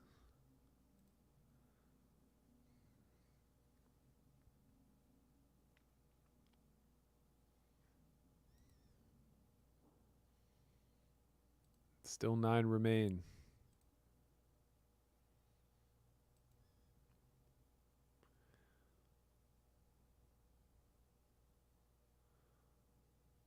Again, I can't jam because Savaja has too many chips.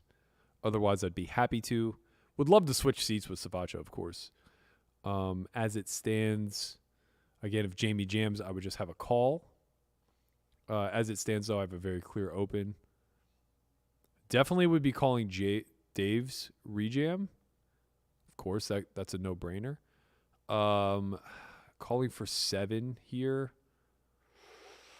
Be really fucking close, man. I don't think I can. He's probably only jamming like ace-jack plus.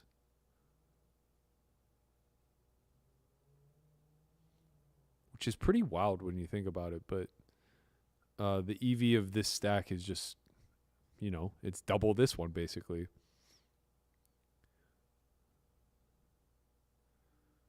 Dave can definitely jam worse. I imagine all ace-x finds its way in, which we dominate roughly half.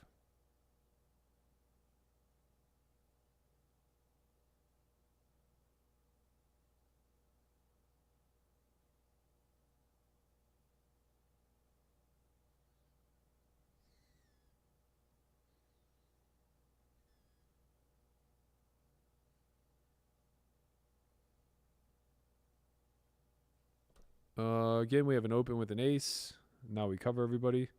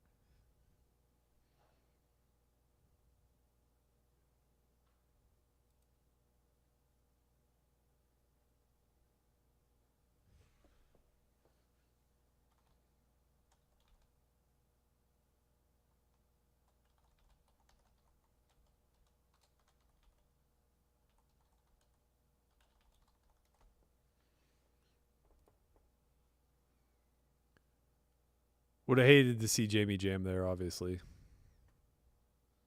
But now we have enough chips where we can just call. This spot, I think we call everybody but Savacha. I think he's the only one that we can fold to.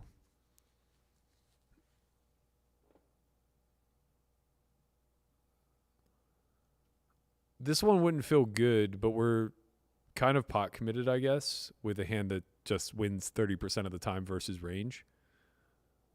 And it doesn't really hurt our stack terribly. Yeah, I think we would still be like 5th in chips if we were to call there. Obviously versus Dave or Jamie, we have a no-brainer. Much rather call Jamie than Dave, but really it doesn't make a difference. Tough spot for Jamie. Don't know that she has to jam any 2, to be honest, because she's getting called at a much greater frequency than she was in the past when she was in that spot. So before, she's jamming for like 3 blinds, and it was a big percentage of my stack. You know, maybe like 30% of my stack to jam for 3.5 blinds, something like that. You saw I had like a tough decision with Jack High, almost certain to be just a fold. In this spot, though, where she's only jamming for like a min raise plus, I'm going to be calling, you know, pretty close to like half my range. Actually, maybe even more now that I'm like, 3rd in chips or something like that. I'm 2nd in chips.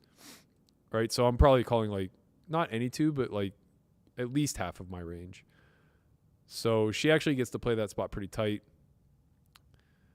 and basically has to choose in the next 3 hands to find a jam, right? So like she's just looking for a face card at some point as she will get called. It's actually going to be better for her to jam the next hand or the one thereafter just because she has more fold equity with BB because she represents more of that stack, nearly half. But she did wake up. She's going to chop a lot here. They're chopping right now. Yeah, whack it up. We continue. So Jamie is 9 of 9. Dave is right behind her at 8 of 9, both of which have 2 blinds. Oh, they just swap stacks, actually. And then the next closest is double Dave's stack, so about 4 blinds. I wish there was a way that I could see the other tables. I'm all in no matter what happens here, I think. Do I need to jam? I have him covered by 3.8. That's probably enough to justify jamming. But I can. There's really no reason to, right? Because it's an easy call off versus big blind, and if he ever finds a reshove, I don't need to be playing the hand.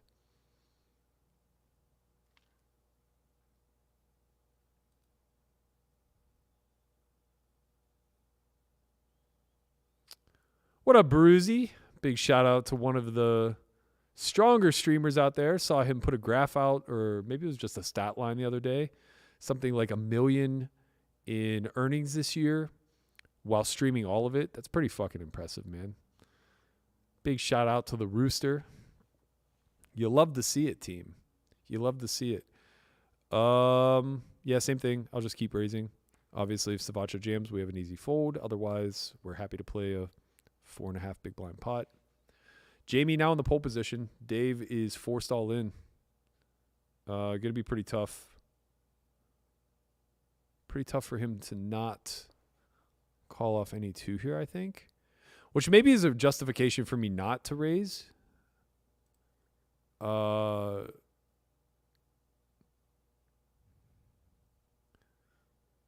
problem is I don't want to trust that if it folds to blind on blind that we see a jam here. Especially because now this stack has gotten so short. Maybe it's not a jam any 2 kind of spot because it reps such a high percentage.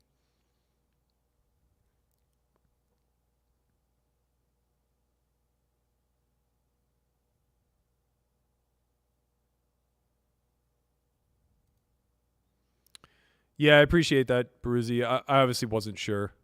We need a spade, a 7. The man lives. Spade, a 7, a 3, and 8. We did not get it. Brutal. Brutal. Whoops. I didn't mean the quick fold there.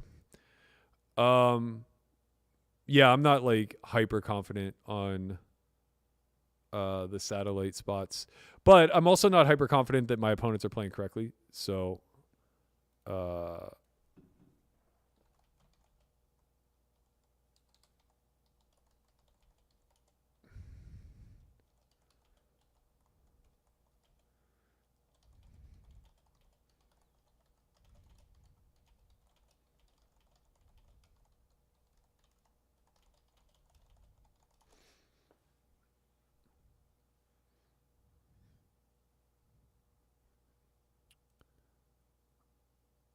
right, the forced all in.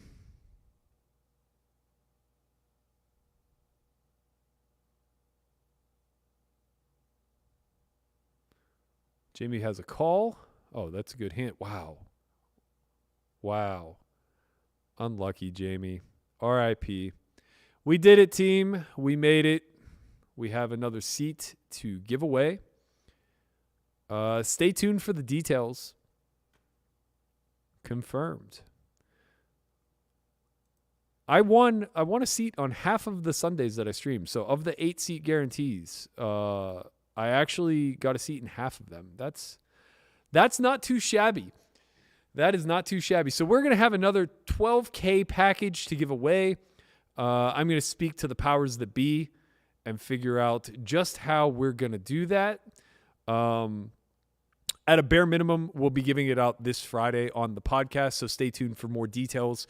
Pay attention to my social at Berkey11 on Twitter. Pay attention to the OnlyFriends social at OnlyFriendsPod on Twitter. We'll be announcing the details of the giveaway. If we do not give it away this Friday, I am going to possibly try to give it away live from the Win while we're doing our broadcast during day 1A. Maybe too late then, so I'll see what the powers that be have to say and whether or not that's a good idea or not. But in any event, thank you guys so much for tuning in, for being a part of this and sweating along. We're going to have another 12K in value to give to one of you. I'm excited for it. I'm happy for all of you. I'm happy for us. I'm happy for WPT and for the Win. We're going to have a really sick tournament. I'm starting to get excited for it. What are we, 10 days away? A little bit more. 14 days away. 2 weeks. 2 weeks, team. 2 weeks, and we are going to be grinding a 10K buy-in. First place is just going to be like, 3 million. No big deal. You guys have all played stakes that high. What's all the muss and fuss, Congratulations to everybody else who won a seat tonight. All 8 of you grinded. I don't have a nice thing to say there. I was going to say your balls off. All of you grinded very hard. You're all well-deserving. Sorry, Jamie. I hate to see you bust on the bubble, but somebody had to do it. We appreciate you being the one.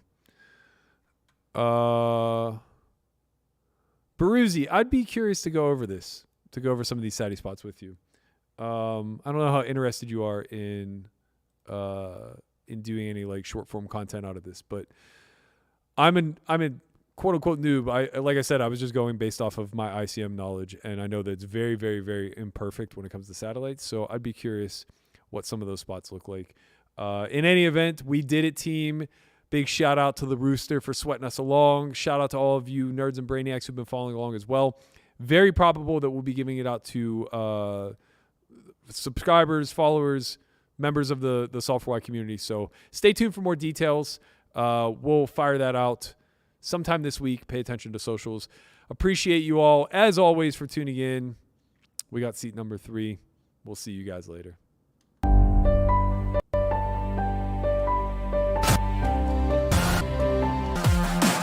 The majority of commercially available sims don't take into account one major part of the equation for tournament poker, and that is ICM. Using a software tool called Hold'em Resources Calculator, I'm going to be able to analyze a variety of tournament situations to examine the effect that ICM has on particularly pre-flop, but also to some extent post-flop ranges. Obviously, the closer we get to the end of a tournament, the more significant the variation in the value of decisions. But even in the earlier phases of an event, small fluctuations in the nature of a player's pre-flop range can greatly affect the way that certain scenarios play out across multiple streets post-flop.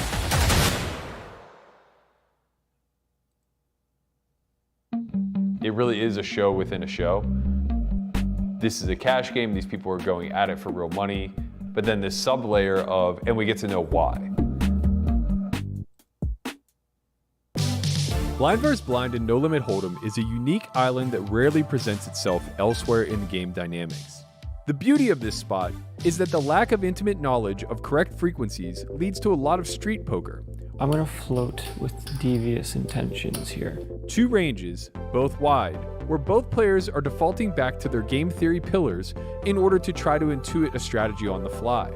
In other words, mistakes will be made. Yeah, I don't know, guys. Guess we're just not gonna win any pots today. I can say that without a shadow of a doubt, this proved to be the most exploitative hand by both parties that we have ever examined on Second Thought.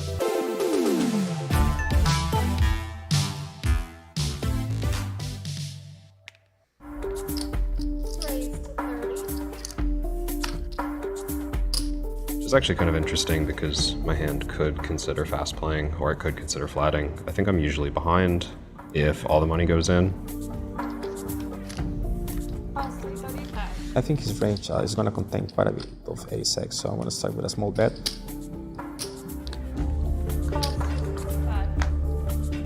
Michael's doing a good job here of leaving money behind, making it harder for some of my marginal hands. Very bad river card for me. I was going to just go all in pretty much any river. I think the only automatic call he's going to have is pocket kings, whereas pocket aces is somewhat likely to trap me on the turn. I'm getting a very good price, of course, to call here.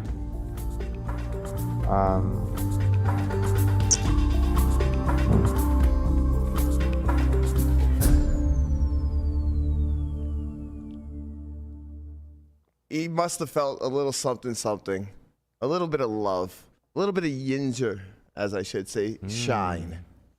He got a shout out on the Pat McAfee show today. Man, he did. Let's roll that clip. Yep, there we go. So let's find this photo, so then we can try to read body language, which we are not credited to do so. No. We are not. Are we not? Well, I What mean, do you mean? that's the thing. Who is better at it? Probably professionals. There's people that go to school for that stuff. body Poker language. players probably pretty good. Yeah. Oh yeah, poker. Matt Berkey, Pittsburgh professional poker player. He's probably good, better at Quantico. Anyone who goes to Quantico? Helmuth. Yeah, Quantico? No, Helmuth has been reading body language for a long Helmuth. time. Huh? Wow. Pretty cool. He got it. He's made it. He got Pretty that. cool. First he got the follow, and then he got a tweet from McAfee, and now he gets a shout out on the actual podcast itself. Yo, he's probably on cloud nine. Right I'll be now. honest with you. He's not even on the pod anymore. He's like, I'm out. I made it. I'm done. That's it. Shut it down. I'll be That's all honest with this you. I was think for. this is Berkey's exit. Like, That's he's all this done. was- no, that was all this was for. That's the whole thing. No, He in created general. this whole thing Like, in for general, that. I think he's done. I think he's just going to go Done back to life? Pittsburgh. Listen. No, I think he's going back to Pittsburgh. He's Berkey's a told me living this. legend. Never meet your heroes, Berkey. You've told me this many That's right. times. Yep. And now you're on the verge. Yeah. You're going to be highly disappointed, and I'll see you here next week. You're going to be fine. Do you know what Berkey is like in his Pittsburgh fucking fantasy football league right now? He is king. He is getting blown up left and right. He can go back to fucking Pittsburgh and just, he can just play 1-2 and just like live his life. How many times do you think Berkey hit that on replay? Matt Berkey.